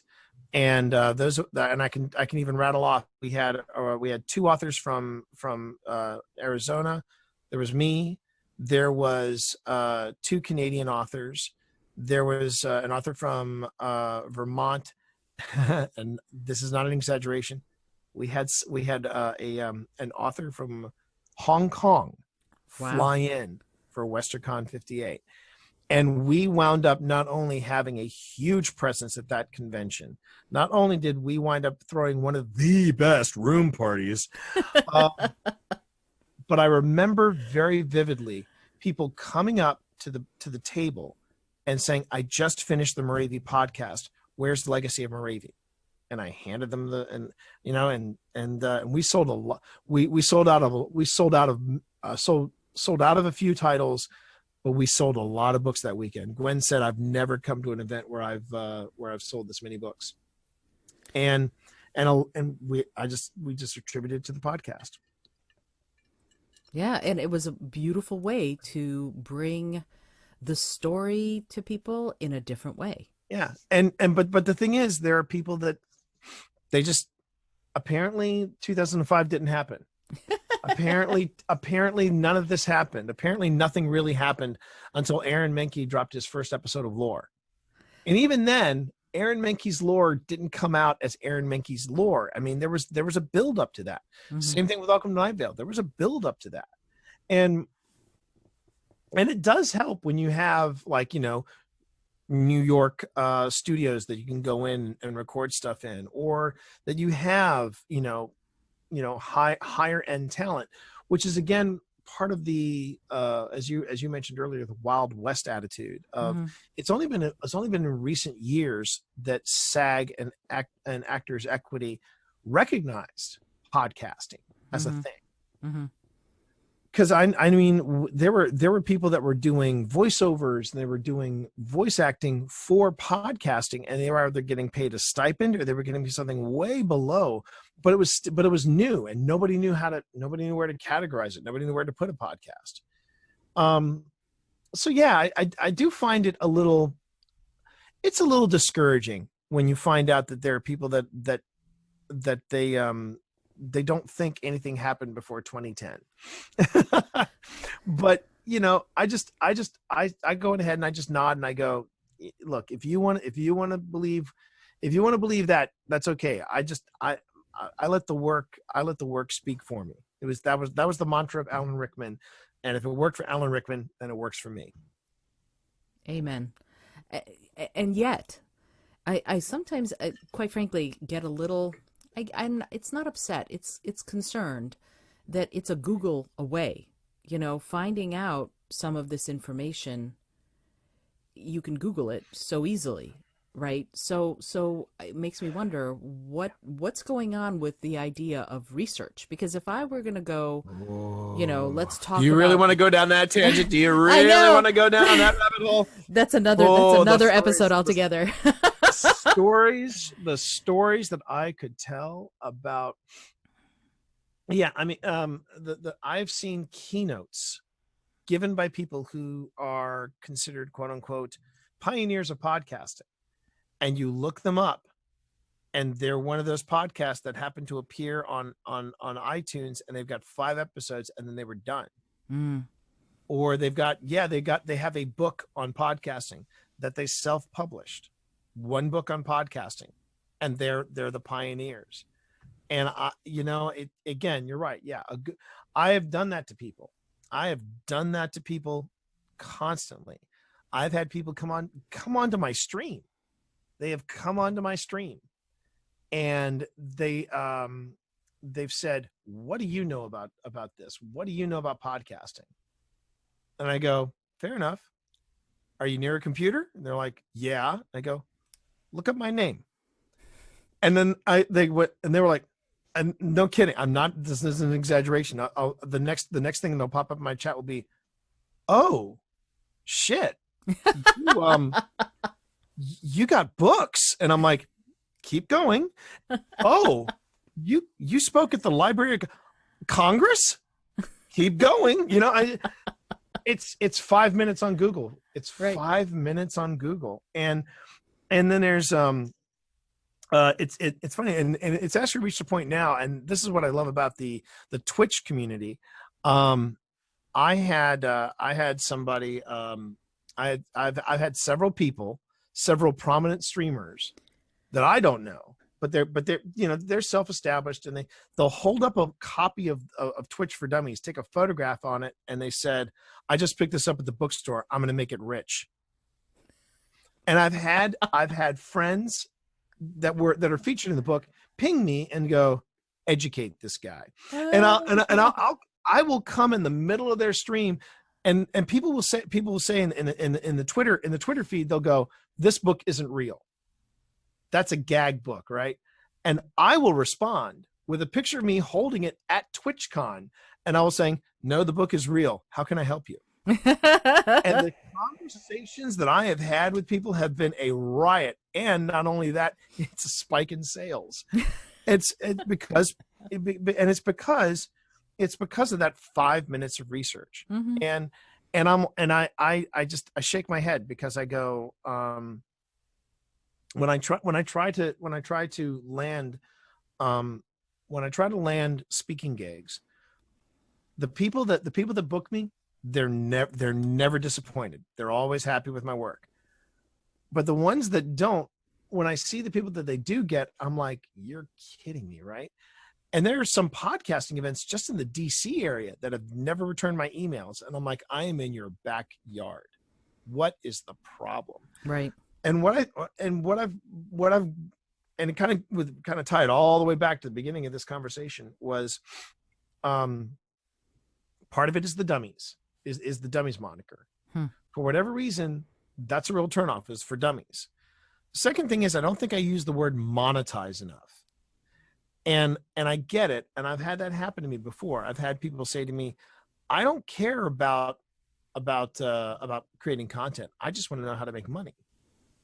And I'm like, "Well, you've already shot yourself in the foot, but okay, let's talk." And the thing is that I think that the some people just can't be bothered. And it's heartbreaking, because I'm like, we have this beautiful thing called the internet. This beautiful thing. It's not a card catalog. I can understand not wanting to research with a card catalog and the Dewey Decimal System. I can totally get behind that. But when you've got something that you could just literally, like when you said, "Oh, I don't know, there could be a couple thousand or hundreds of thousands of podcasts out there." As you're talking to me, I am typing in, how many live podcasts are there currently? And I got the answer. Boom. Within 5 minutes. And I just tell people, I just go, "Look, the internet is more than just cats and memes of cats." And memes of cats. And yeah, exactly. I mean, there's more to it than that. Okay. And now my cat is looking at me on my desk like, "Excuse me." And I'm like, "No, it's fine. It's fine." But, there's nothing more important than you, Kitty. There's nothing more important. Exactly. He's actually threatening me a little bit. He's making a fist right now. I'm like, "Would you stop?" Anyway, but yeah, it's just, it's a shame that people won't take that extra 5 minutes to just look up a name or look up a title. And I think, it would probably make things a lot easier to cope with. Mm-hmm. So yeah, believe me, research is now that truly is one of my passions. That is one of my passions. I basically tell people, when people say, "Did you read this article?" I go, "What's your source?" Right. And if it's a source I've never heard of, like right to the interwebs, and we look it up, and we look it up. Absolutely. And that's I mean, that's a whole other conversation. We could another 4 hours could go by, but there is something about this idea to me that's so compelling about critical thinking and going, even especially podcast content. How do we know that this podcast content has veracity? How do we know that it's the truth? Well, we can do the research. You can go to, oh well, T. Morris. Yeah, the reason I had T. Morris in to talk about podcasting was because he wrote the book, right? So Right. so there's a lot to be said for doing that, and about being discerning. And it's funny to bring Bill Fitzhugh back, to name check him again. Bill, if you're listening, I had to do this for his episode. The little skywriting thing, which I'm about to ask you in a couple of minutes, his thing was be particular, and I thought, what a brilliant way to live, to be particular. Don't just swallow it whole. Be particular. Figure it out for yourself. What do you really want? What are you really going for? There's something very powerful about that for consuming content and also for creating it. What do you think about that? What do I think about Being being the particular. voice, being particular? Mm-hmm. I think it was something that I wish Guy Kawasaki had said back in 2007. Mm. Kawasaki was kind of went into social media infamy when he, on a blog post, said everyone's an expert, and if you ever doubt that, just go online and basically say, I'm an expert on ... And he basically talked about the importance and the impact that you would have every time you said, well, I'm an expert on, Mm-hmm. a subject matter expert, if you will. And when I first read that and first heard that, I said, man, the fallout from this is going to be epic, because it's a bit like, and before I say this next bit, I'm going to be honest. It's going to come across me sound like old man Morris shaking his fist on his front lawn, but hear me out. It's a bit like when 20 somethings are promoted to senior management positions, and 30 somethings are promoted to associate and executive executive and executive positions. To be an expert, you got to earn it. You got to earn it. And I think that would have been a very different kind of game-changing statement if Guy Kawasaki had said something along the lines of, call yourself an expert, but be particular about what you're going to be an expert in. Mm-hmm. And because the problem with proclaiming yourself to be an expert, it's going from my own perspectives. When I go on live with Happy Hour from the Tower, I make it very clear I am not the world's greatest player of Destiny. I like to, in fact, what I say is that when people say, describe to me Happy Hour from the Tower, I'm like, it's three knuckleheads who absolutely love the game Destiny. And by using the term knuckleheads, people know, okay, this is not necessarily the podcast for the serious analysis of the game. We might do that, but there's always going to be that little tongue in cheek involved. Mm-hmm. Of course, when it comes to the shared desk, though, I am an expert. Mm-hmm. Because I'm a published author. I have been repeatedly published, and I have written with my wife a 6-book steampunk series. We're working on the 3rd book of a spinoff series, and I've got 4th edition of Podcasting for Dummies coming out, and I've done other Dummies books. I've been affiliated with other Dummies books. So for that, yes, I have that street cred behind me. Mm-hmm. But in Guy Kawasaki's world, I could go on ahead and say, I'm an expert in cooking. And next thing I know, I'm starting up a cooking podcast. And the problem with that is I have seen one too many episodes of Chef's Table on Netflix. And when you see those people on Netflix, woofa. I mean, they make, I mean, it's the only time I think I have ever seen food on a TV and I'm ready to eat the TV. Mm-hmm. I mean, it's just, and what they do with food is ridiculous. Although I do draw a line for eating bugs. I don't care if you put a little gold foil on it. I'm not eating a freaking bug and paying $150 for it. That's a different conversation. The point I'm getting at is that I would not come on to a podcast and say I'm an expert, but then I'm an expert on okay, here to be a little more topical, to be a little more relevant.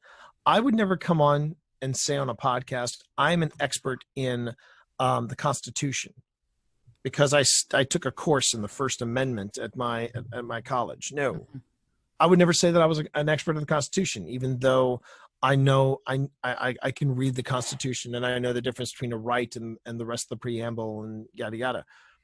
That doesn't make you an expert. Right. It does make you passionate about something, but that doesn't make you an expert. That status has to be earned. And that's where I would say be particular is essential. If you're going to pass yourself off as a voice of authority, because when you launch a podcast, as I've said in the book, when you launch a podcast, to some extent you are saying, I am a voice of authority. Mm-hmm. The question is, what are you, and you better be particular about it.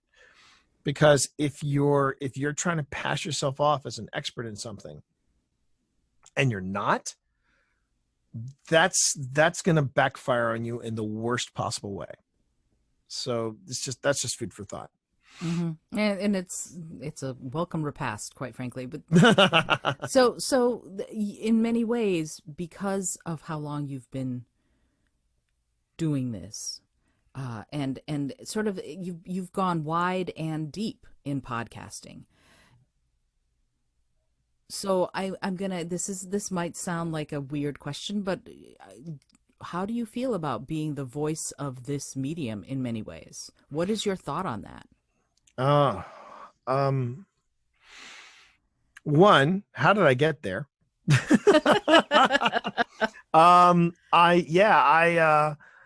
It is humbling.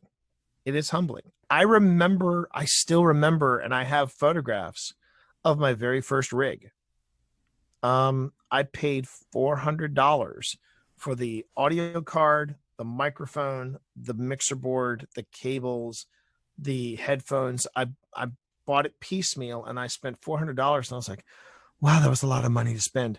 I have 2 microphones in my studio right now that are more than that. Just the microphones. Right. But I look at how podcasting changed my life. I look at how podcasting gave me this voice, gave me a direction. And it is very humbling. And when I do get the occasional, because it has happened to me before, what do you know about podcasting? What do you know about podcasting? I look at the person and I go, wow, I don't know how it feels to be that ignorant, but that's okay.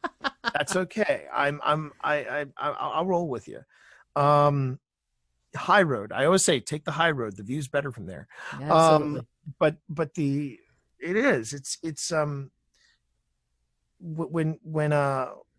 when people come to me though for advice, or equipment recommendations or things like that, I always have to cross my fingers and go, please God, tell me I'm doing this right. You know, tell me I'm recommending the right something for somebody.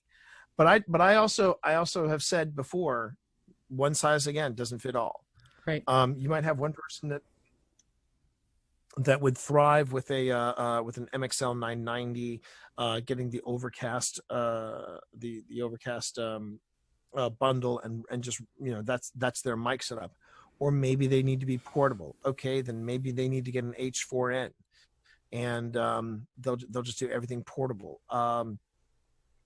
Maybe streaming is not for them, or maybe they really should think about streaming. And the more I can find out about what somebody wants to do with their podcast, or what they envision their podcast being, I can be there to point them in the right direction. But I also being considered one of the pioneers, being one of the voices of podcasting, I also tend to try to keep my feet on the ground, because it's I can at least look back and say, yeah, I did these things, and I tested the boundaries, and I pushed those boundaries, and I did what I could to make this process easier for people. And then I look back and I see people taking credit for something that they didn't do, and I'm like, all right, that's on you. It's sometimes it can be a hard walk. It can be a hard walk. But I always look at it as I have enjoyed this. I have enjoyed this journey, and I will continue to enjoy this journey. And I will never forget how it started, how rough it was when I started, and I just look forward to where I'm going next. That's beautiful. I love it. And I adore you.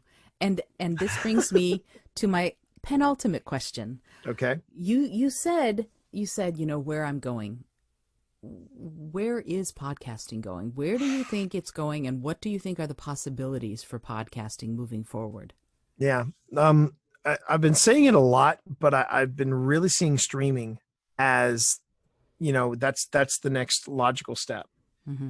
And the current model that I've been playing around with that has worked best for me is, and to understand why I think this is working so well, and I think it is such a huge step forward, was that I have to reference, there was a piece of it was a software, and I'm not going to mention my name because they're still running, and I know that other people have gotten them to work before, but I could never get their software to work.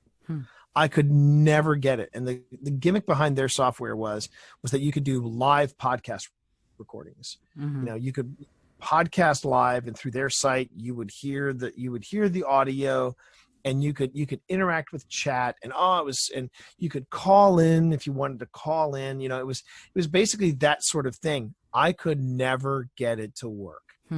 And this was back in 2007, 2008. And live podcasting was supposed to be the next big step. Mm-hmm. Well, fast forward, now we've got Twitch, and we've got Facebook Gaming, and we've got Facebook Live, and we've got YouTube Live, and you look at their services, you look at those streaming services, and you look at what you're doing with that podcast, and it really can be exactly what this software promised back in 2007. But now you've got Discord involved. And you can bring people into your chat, and you can have them ask questions of guests. You can have them chit chat with guests if you want. They can become part of the show if they want. Then you've got the chat itself. You've got people dropping questions in chat, and they go on ahead and they talk in chat. And all this stuff adds to the excitement. When I first introduced the idea of streaming the shared desk, Pip, my wife, my partner in crime, she was totally against it. She was just like, I don't know, T. I don't know if that's going to work. And I said, let's just try it out and let's see what happens. And within 10 minutes of her first stream with me, she was all in. She was all in. And we immediately found a groove. She started seeing people coming into chat and talking and asking questions, and and seeing that interaction. And this was something that people really wanted. They wanted to have that live interaction with the podcaster. And now you almost have two flavors of podcasts. You can either watch the live show, and then if you want, you can also do like extra content at the end where you just hang out. You can go off on any tangent you feel like, and then just and then you export all that. You take the audio, you chop off that last bit that has nothing to do with the meat and potatoes of the show. You refine it, and now you have the audio version. So now you have the polished audio version of the show, which goes live on the podcast feed. But then with streaming, you can actually bring in a live aspect of it. Mm-hmm. So instead of doing like special live recordings, every recording is live, and that's a pretty exciting place to be. And that's where I see it going. I see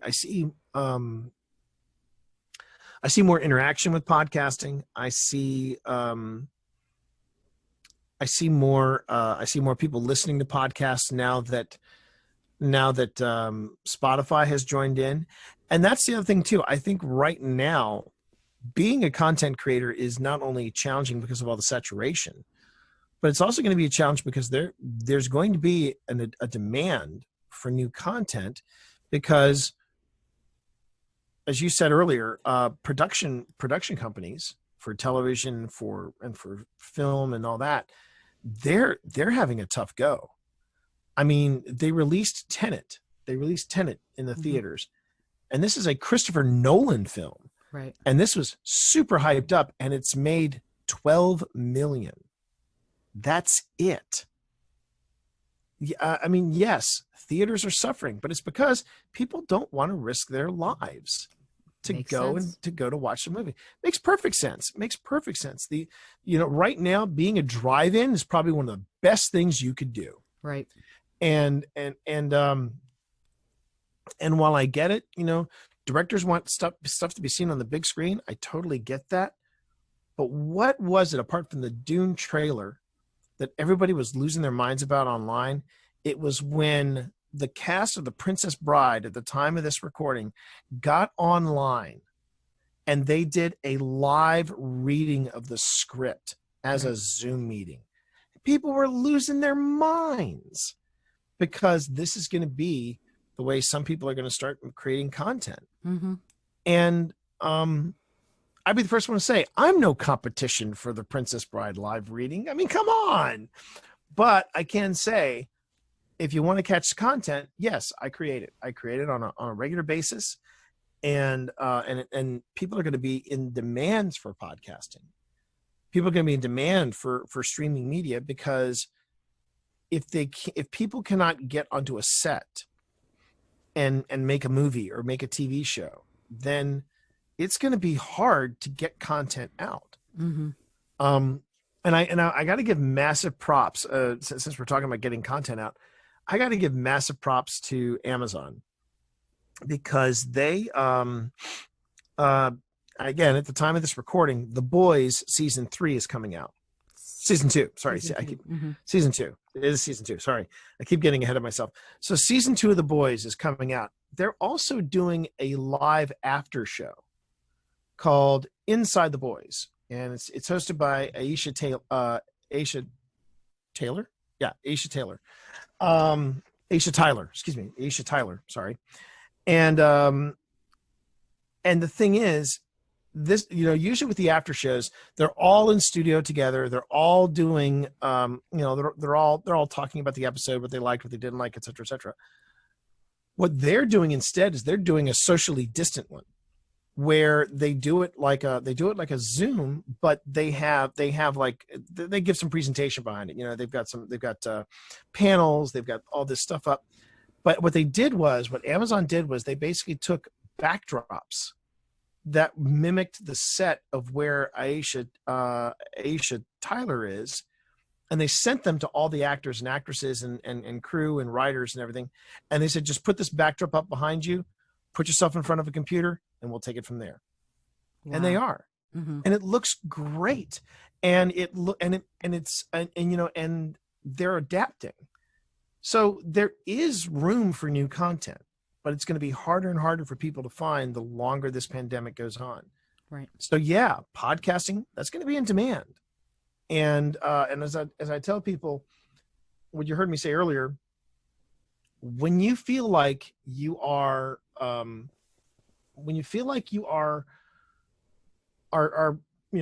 podcasting to the void, that nobody's listening, podcast even harder. Podcast with passion.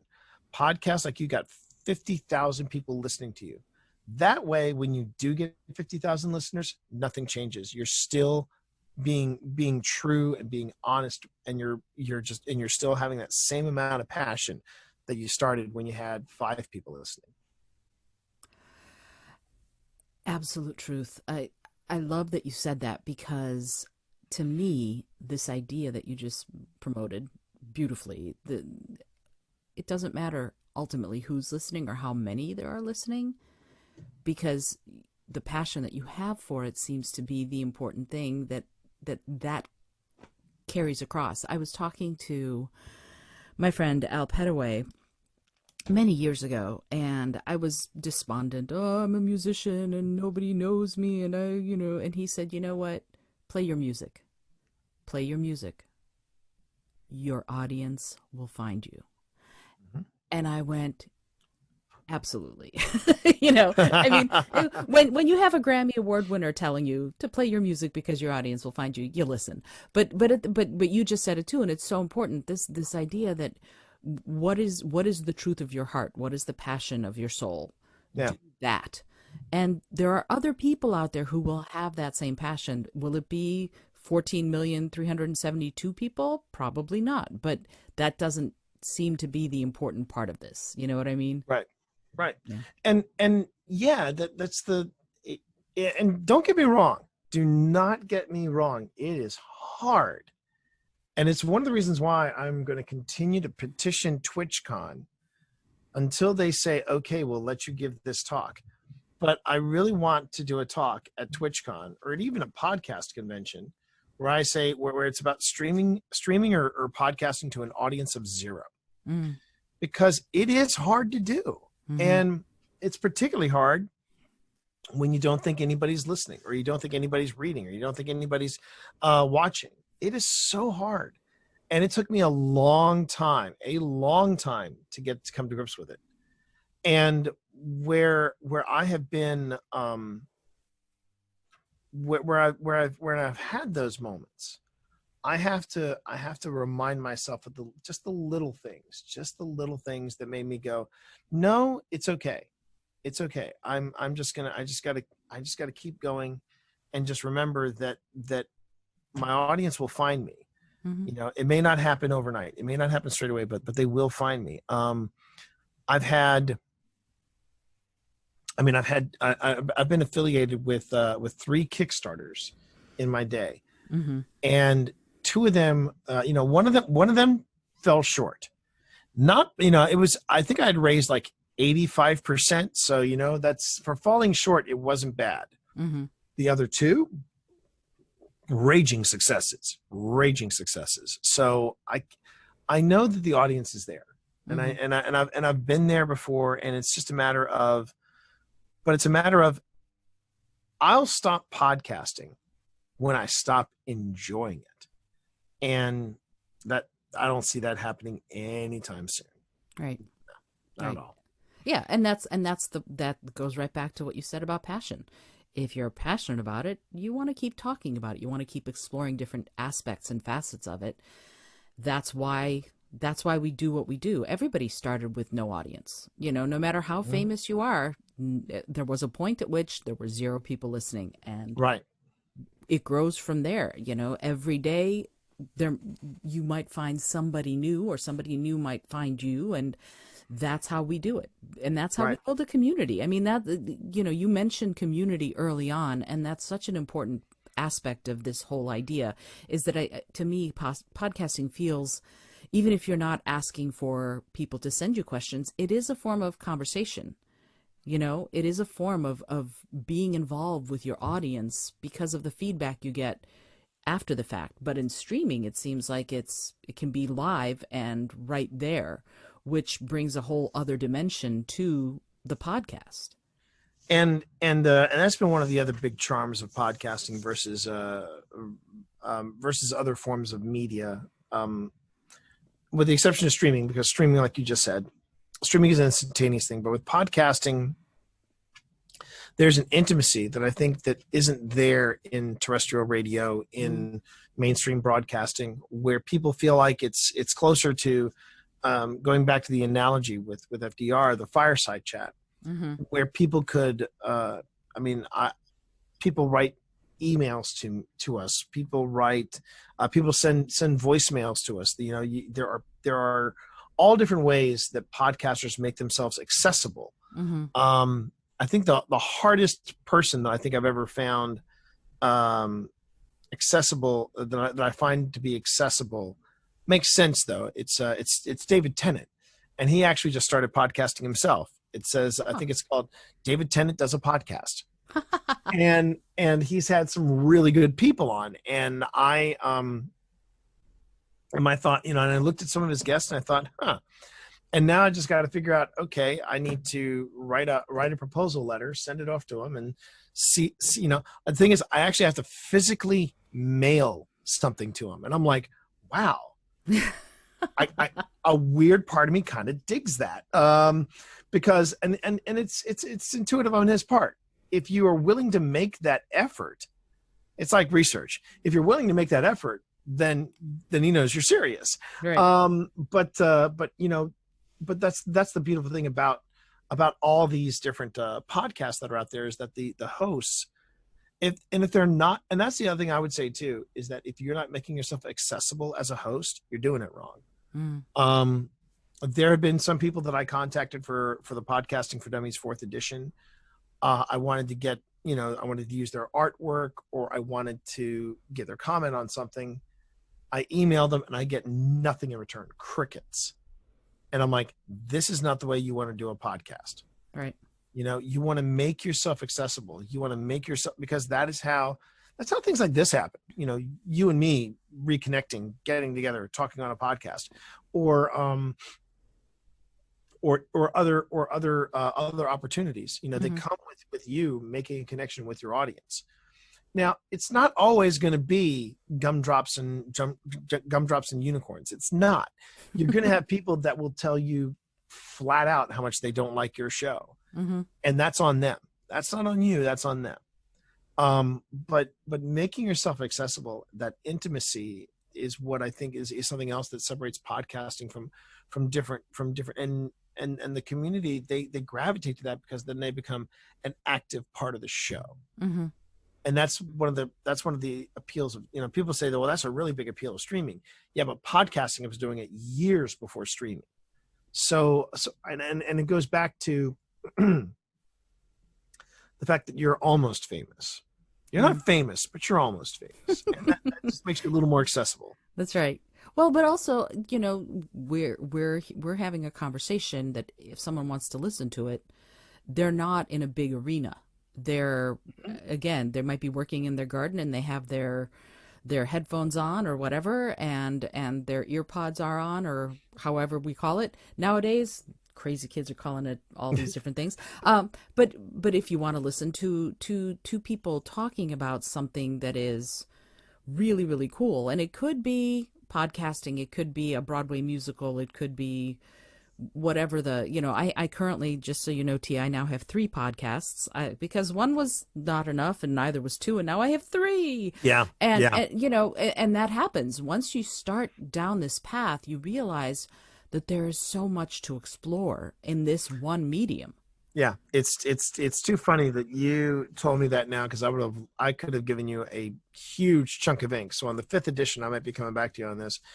But I remember a buddy of mine was actually one of the co-hosts of Happy Hour, Nick Kelly. He was saying so what had happened was, the whole story is that my wife and I were on a panel called Collaborating Couples, and the local writers group wanted us to talk, because Nick collaborates with his wife Stacia, I collaborate with Pip, so they had us all come in.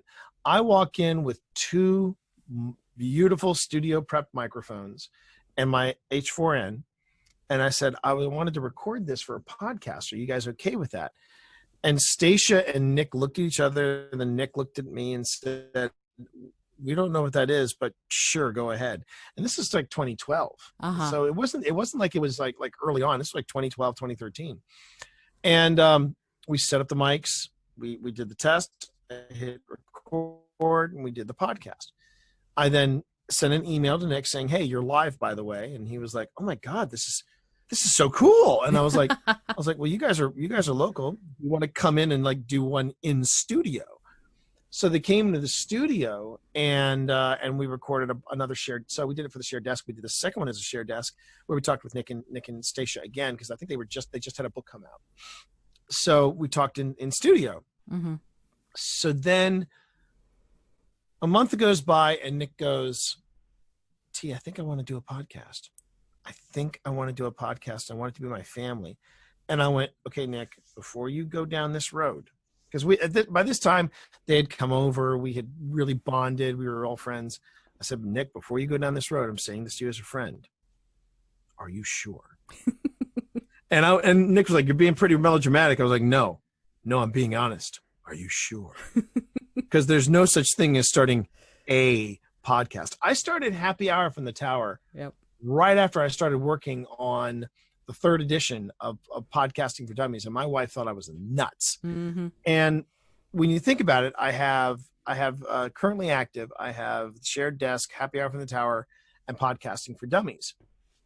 And then at one point, we do have to return to Tales from the Archives because we did promise a few more short stories.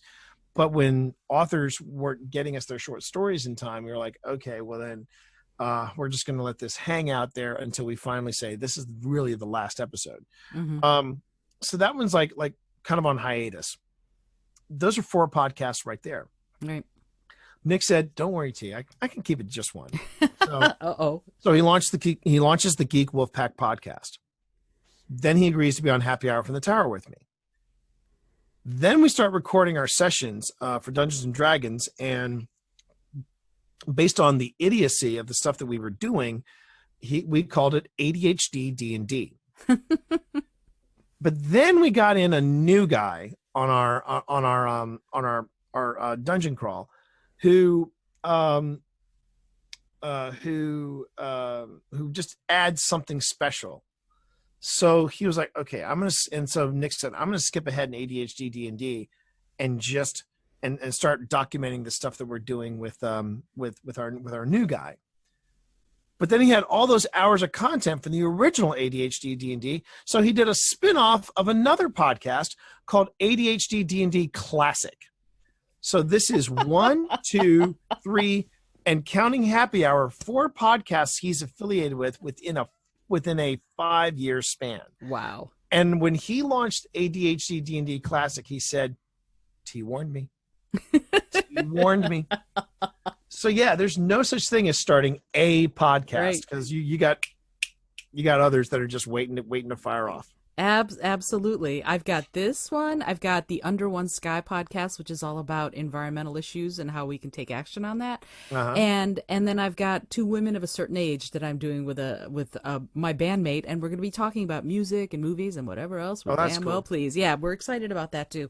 And so yeah, it's once you start spinning these tales and once you start having these conversations, there's no end to it, and you just get inspired to do more. And I think that's one of the most beautiful things about this medium, is that it is limitless. And I love that the barrier to entry is almost non-existent. If you want to do it on your phone, you can. And even worse is that it's like a weird addiction. Mm-hmm. Not just recording and launching podcasts, but also finding ways of getting onto other people's podcasts. Because when you said, "Oh yeah, I do this other podcast on environmental issues," I'm like, Isolde, I've been driving green since 2012, right? Yeah. Yay! I've been driving green since 2012. If you ever want to talk about electric vehicles, am I an expert? No. Am I a knucklehead who drives a Leaf and a Volt? Heck yeah. And I could tell some stories about that. Oh, can I tell some stories about that? I would love it. So yeah, it is a weird addiction. That's the only way I can describe it. And the only way it's bad for you is that it becomes a bad addiction when you're like, they're like, "Hey, let's go out and do XYZ. Let's do this." I can't. I got to edit a podcast. Right. Oh, I forgot to eat yesterday because I was editing a podcast. Exactly.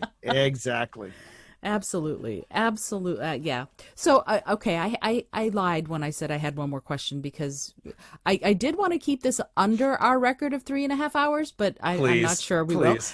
Just gonna So, let it go. Let it go, right. baby. Let it go. So, so, so let's talk about this real quickly. Ha ha ha, you and me talking about something quickly. Promotion. How do you tell people about your podcast about Matryoshka dolls? How do you tell how instead of the other way the audience finds you? How do you reach out to Mhm. people? What's the best way to tell them about the cool new thing you're doing? Right. Well, I mean, bottom line, there's this thing called social media. You got to get the word out. You got to get the word out that you're doing it. Mm-hmm. You can't be shy about telling people about your podcast. You can't be shy about if it's a relevant topic to a conversation, bringing it up and saying, I talked about this on the podcast last week. And if some people think that's shamelessly plugging, at the same time, you got to go, yeah, but it's promotion.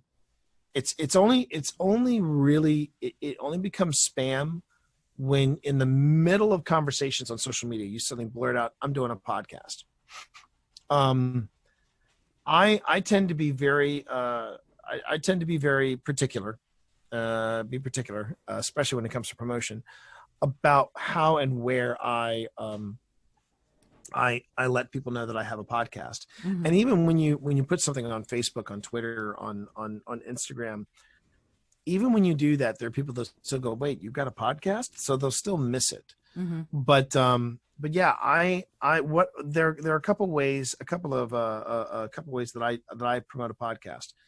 One way is I go on ahead and I create promos for my podcasts. Mm-hmm. Promos are anywhere from a minute to a minute and a half, little and when you get a minute and a half, you're kind of pushing it. But if you're clever enough in your promotion, you can actually go a little longer. But that's the sweet spot. It's a minute to a minute and a half, and it's basically about your podcast, and you're basically creating a commercial for what your show is all about. And if you Mm-hmm. can incorporate clips from your show, that's even better if you can do that. Mm-hmm. I've done that before with Happy Hour. I've scripted stuff before where we're kind of poking fun at ourselves. With the shared desk, there was some back and forth banter with my wife. That worked. There's all different ways of promoting a podcast. The trick is making sure that it's quick.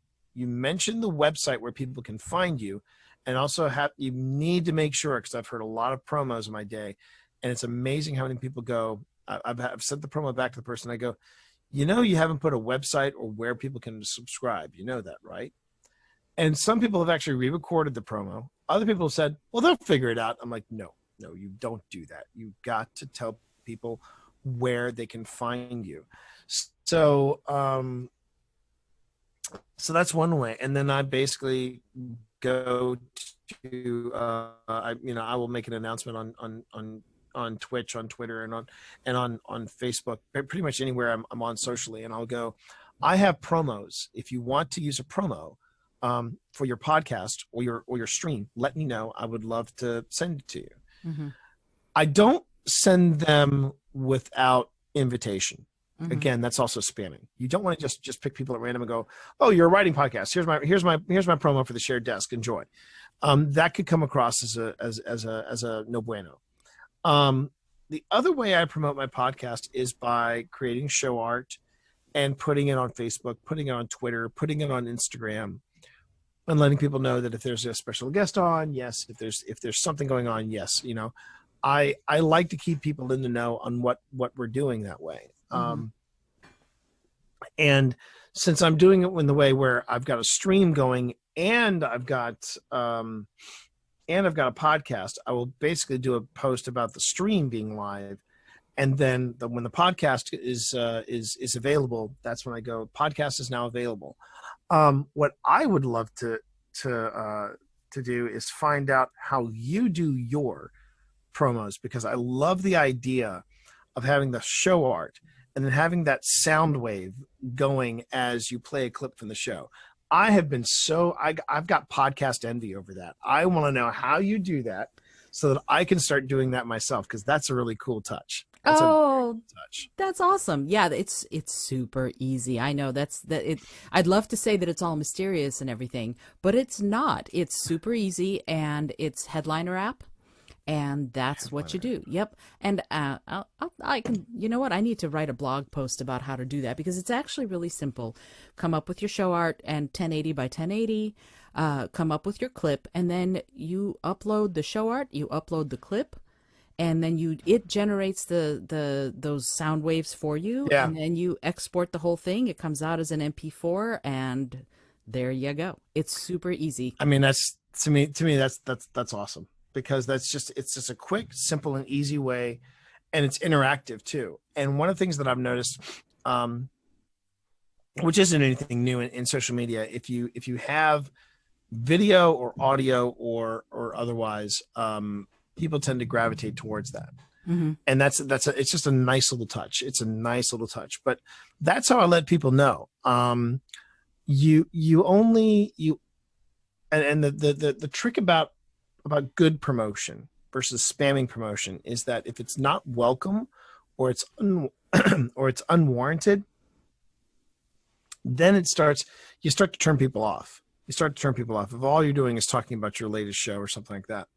But if you're having a conversation with people and they start talking about, let's say somebody starts talking about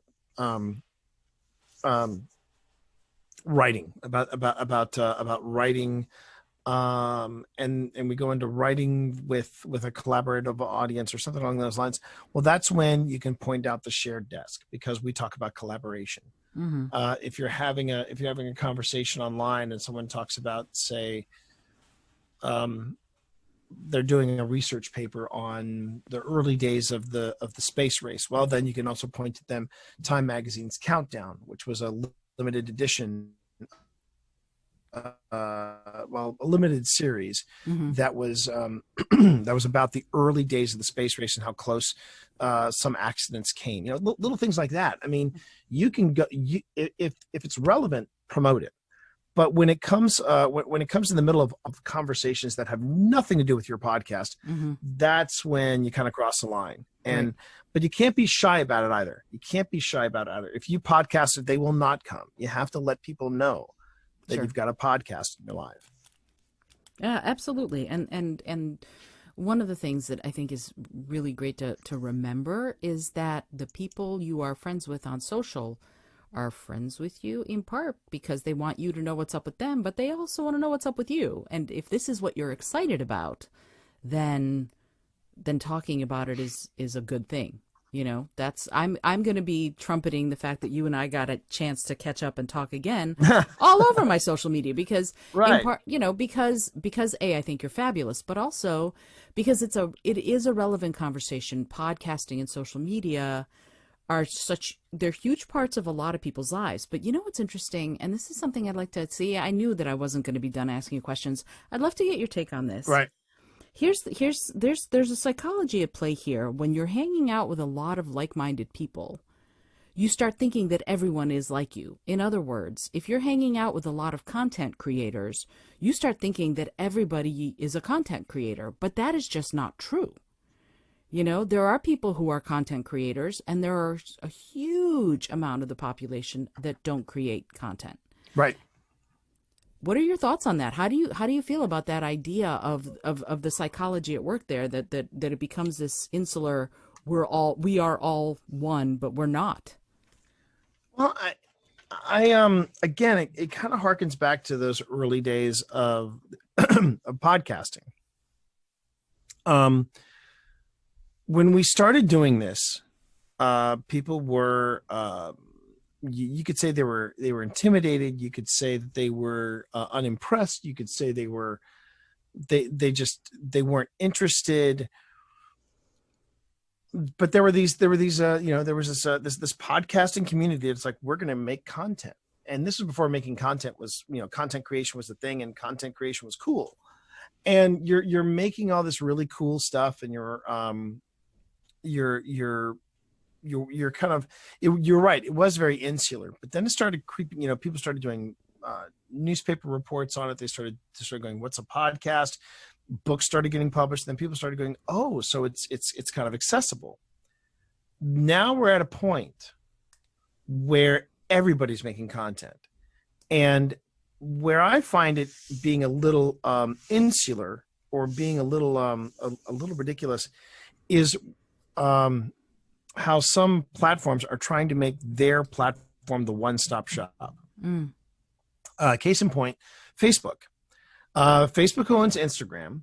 Instagram just introduced something called Reels, and now I'm being told, "Oh, you should watch this reel. You should watch this reel." So I was like, "Okay," And after about 3 weeks of hearing about Reels, I'm like, "You know what? Fine. I'm gonna hit Reel, and I'm gonna see what this reel is all about." I tap it. What is it? It's somebody's TikTok video repurposed on Instagram, and I'm like, "Really?" And there's nothing new. There's nothing new there. It's like, okay, so now you're telling me that Reel is just another place that someone can throw their TikTok video on. And while everyone's kind of losing their minds right now about TikTok, let's be painfully honest. Those 10 videos that you see on TikTok that are super cute, super funny, super hilarious, that's 10 out of the millions of dire videos that people are putting on TikTok. Not every TikTok video is going to be that stand-up comedian who lip syncs to Trump. They're not. And that is where I think people are. Right now, we have so many different ways of creating content. Nobody knows where to put it. And Facebook wants to be that one-stop shop. And I'm like, well, just because you have a one-stop shop doesn't necessarily mean that's where you should be consuming your content. People need to, and we said this in, my wife and I said this in Social Media for Writers. These are all the platforms that we've written about, but let's be honest. You don't have to be on all these platforms. You can be on some, you don't have to be on all of them. I tried Pinterest. I've tried making Pinterest work. I can't. Tumblr, it's a place where I put my Instagram stuff.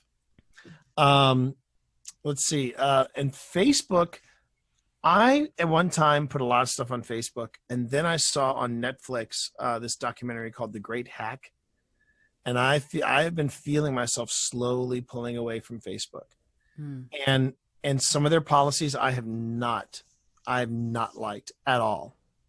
And the fact that Zuckerberg basically was so cavalier about private data on Facebook, but then when a reporter asked him, "Oh, so you had a private dinner with the president? What did you have to say to him?"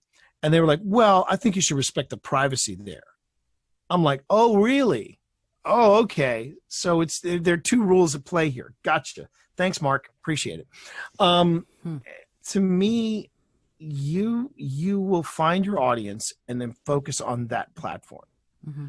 And so I tell people that, anybody can create content. Does that mean everybody creates good content? Absolutely not. But if you're having, like I said, going back to enjoying it, if you are having a good time creating content, then that's all you need. That's where you move forward. And then if you promote it, you let people know that you're doing something, it's awesome. And if you succeed at it, even better. But is there a saturation of content creators? Yes. Everybody can be a content creator, but then what I'm seeing is people saying, I can be a content creator too. They hop on and they suddenly realize, hey, wait a minute. This is more than just me coming on and playing a video game. I have to talk to people. I have to interact. I don't think I like this. And then they burn out. Right. Very quickly, I might add. And then but there's no magic bullet of success. Case in point, there's a streamer I just started following. He streams 1 day a week. He streams 1 day a week, and he has 1.3 million follows. Wow. I don't know. I don't know what his partner, but well, and he's got to have, if he's got 1.6 million followers, he is currently making money off of Twitch, because on Twitch, some of those followers graduate up to subscribers, and he has enough subs that he is partnered. To give you an idea of how, and what does he do? He's a Maori guy in New Zealand, and he does woodworking. Wow. And he has had such an impact that just last week, the Prime Minister, Jacinda Ardern, went by his stream, hopped on, and said hi. Huh. In person.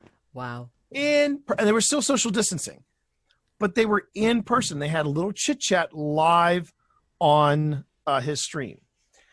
And if you were to say, well, what was the magic bullet? I can tell you right now, I don't know. Apart from the fact that he loves what he's doing. And I've seen some of the sculptures that he's created. Oh my God, they're gorgeous.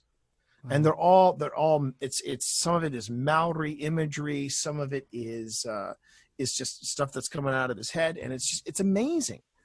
But that's the thing. Does he defy the rules? Oh yeah, he definitely defies the rules. He streams once a week, and he's got 1.3 million follows. And I'm just like, that's nuts. But do I respect it? Oh yeah, I really respect it. And part of what makes him a good content creator is what he does, and the drive and the love of doing it. Mm-hmm. So yeah, whenever somebody says, "Oh yeah, I'll do some streaming because streaming's easy," I'm like, "You've never streamed before." Never streamed before. And it's the same thing with podcasting. I've seen so many people that go, "We'll do a podcast. It'll be easy." I'll be like, "Look, I've written this book 3 times over, coming up on 4 times. Trust me, it is not easy. It is not easy." So yeah, there are people that will either there, and that's going to be that's sort of the growing pain right now that podcasting and streaming are both going through. Everybody thinks they can create content, and the hard truth, the inconvenient truth is, not everybody can on a consistent basis. Mm-hmm. And when you start getting consistency, and you start getting interactivity, and you start getting into, okay, we did this, what's next? That's when people start going, wow, this is hard. And suddenly people aren't podcasting anymore. Yeah. Yeah. It takes a commitment for sure. And yet, my goodness, is it lovely to do?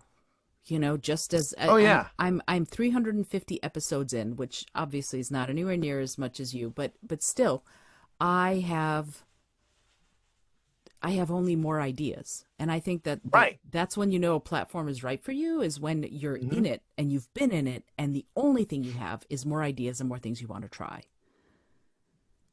And that's the thing is that you know, there is how do I put this? When all you can think about is, well, when do I get on the mics again? When do I get on the mics again? Who's the next person I talk to? What's the next episode? That's when you know you've hit your stride. That's when you know that this is something that you love to do. And there are, you know, it's when I was, again, going back to the evolution of it, to the whole journey, I can remember the time when I said I'd do a podcast, and people are like, "Oh, what's a podcast?" Mm-hmm. Now it's, yeah, I have a podcast, and they look at me and they go, "You too?" and then people ask me, "Okay, so and instead of, well, what's a podcast? Now it's, what makes your podcast so special?" Right. And you know, and all my stuff is, I can say each of my podcasts have some kind of interesting angle to them. Mm-hmm.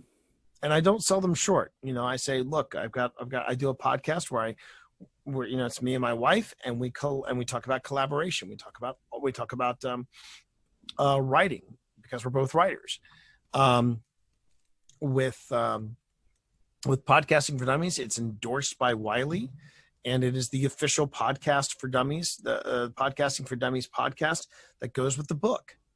And then we've got a happy hour from the tower where I go, yeah, it's three guys who really love Destiny, and it's not, and note, I don't say, we're three top tier trials participants and PvP experts, and no, we're three guys who really like Destiny, and we just want to talk about it.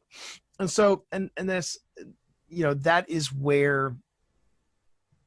that's where we are now. The market, both podcasting and content creation, is absolutely wall to wall with people, but you're going to see that number start to fall.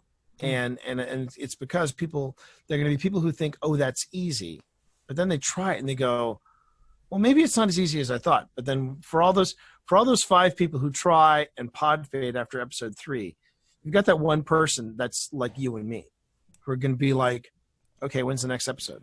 Right. What can I do next? And then you start actively looking for things to podcast, and that's when you know. Yeah, I'm in this. I'm in this. Right. I'm in this whole 100%. Right. Yeah. Absolutely. And I love that you said that. And there's, here's the problem, T. I'm having a problem. And the problem is that I could ask you another 50, 60 questions and we could be here for that. I bet you could. That marathon 24-hour podcast episode. Yeah. Because you're such a delight and so wonderful to speak with. But I do know that eventually one of us will have to eat, drink, or go to the bathroom. So, to be fair, I got strong kidneys and I've been hanging on to it for the past half hour, so we're fine. We're good. It's only if I shift and go, oh yeah, okay, right. It's all that we need to wrap it up. When you realize, oh, things are changing. Yeah. So okay, book comes out. Book is out today. Yay! Where can I find it? And where, more importantly, even can I find you? If I'm listening to this show, where do I find T. Morris and where do I find the 4th edition of Podcasting for Dummies?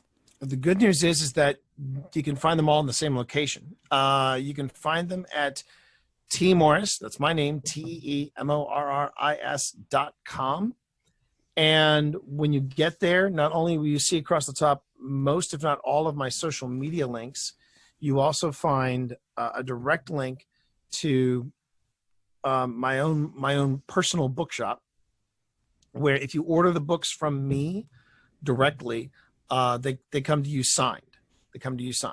Now, if you would rather get your Amazon discount, get a little street cred with Amazon, that sort of thing, you'll be able to find the books on Amazon pretty much anywhere where books are sold.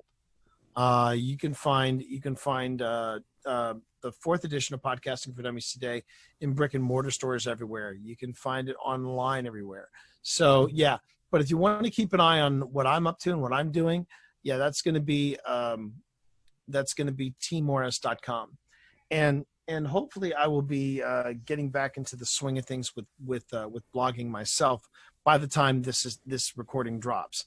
I'm not going to make any promises on that because, again, blogging is always the toughest thing for me to do. But those are all the places where you can find me. Excellent. Thank you. I appreciate that, because it would be really sad to do this whole episode talking about the 4th edition and not mention where people can actually locate it. Exactly. Because there's so much updated and so much new from just 5 years ago that I'm super excited to read what all the cool new stuff is that you put in. And it changes, now I'm like, okay, the 5th edition in a couple of years, because I'm sure things will change even further. And I'm so glad that you were there to stay on top of this and then bring it out to the rest of us who learned from you. So thank you for that. Thank you for picking up the 3rd. It's because of people like you who picked up the 3rd edition that now there's a 4th edition. I mean, that's how book sales work. Even if nonfiction, if enough books sell, they'll go, yeah, let's do this again, and we do, and it's always good. It's always good. And it's updated, so much is different from between the 2 editions that I think is going to be really helpful to anybody who either is a longtime podcaster like I am, or somebody who wants to start out. That's the whole point of the For Dummies series, is that if you want to start, by gum, you can. once you Right. read the book. So there's a lot of power in that, and I'm really grateful that you, such a phenomenal storyteller and writer, are the person, part of a team, true, but the person who's telling this particular story. So I'm really grateful to you for that. And thank you again for having me on the show so soon. Oh, I mean, let's just be honest. We just figured that the 3.5 hours and some change wasn't enough, so right. we're back for more. And yeah, everybody's breathing easier now. That's right. Whew. Well, and it's almost three, and we are now, I think, just over 3 hours. So the marathon session is a go. No, There you go. So I want, again, T, thank you so much for being on the show. And I asked that one last question that I always ask, and you might not remember your answer from last time, so that's good actually, because it might be a different answer. But if you had an airplane that could skywrite something for the whole world to see, what would you say?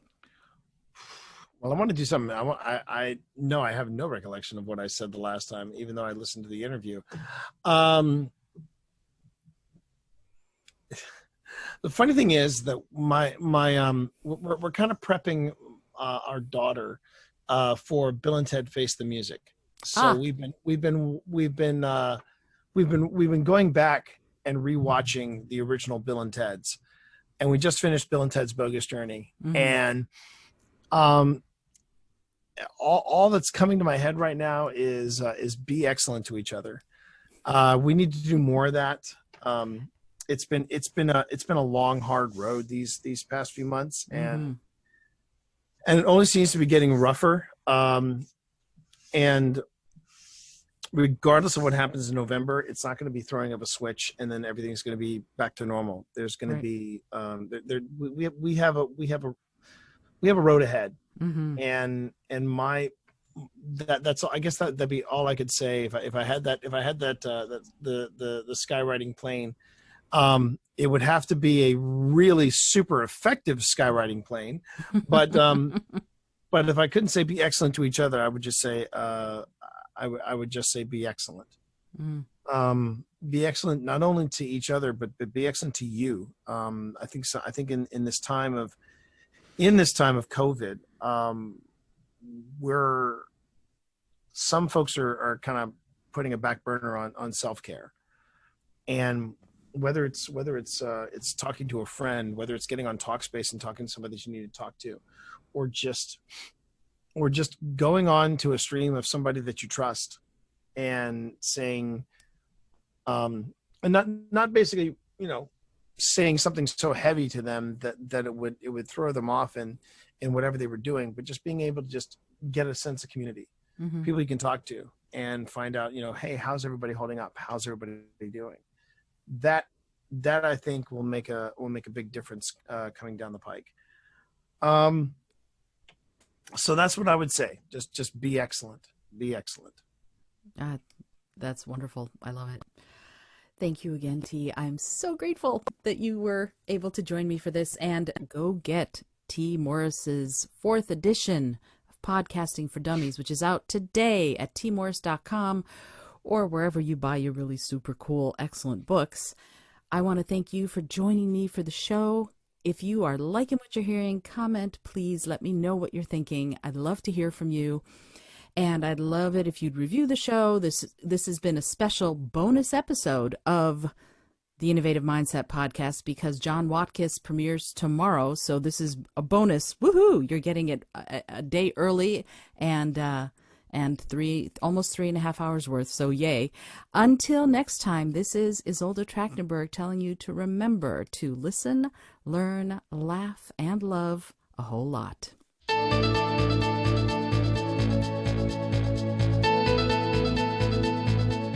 Thanks so much for joining me today. I really appreciate you being here. Today's episode was produced by Isolde Trachtenberg and is copyright 2020. As always, please remember this is for educational and entertainment purposes only. Past performance does not guarantee future results, although we can always hope. Until next time, this is Isolde Trachtenberg, and I send you all of my love.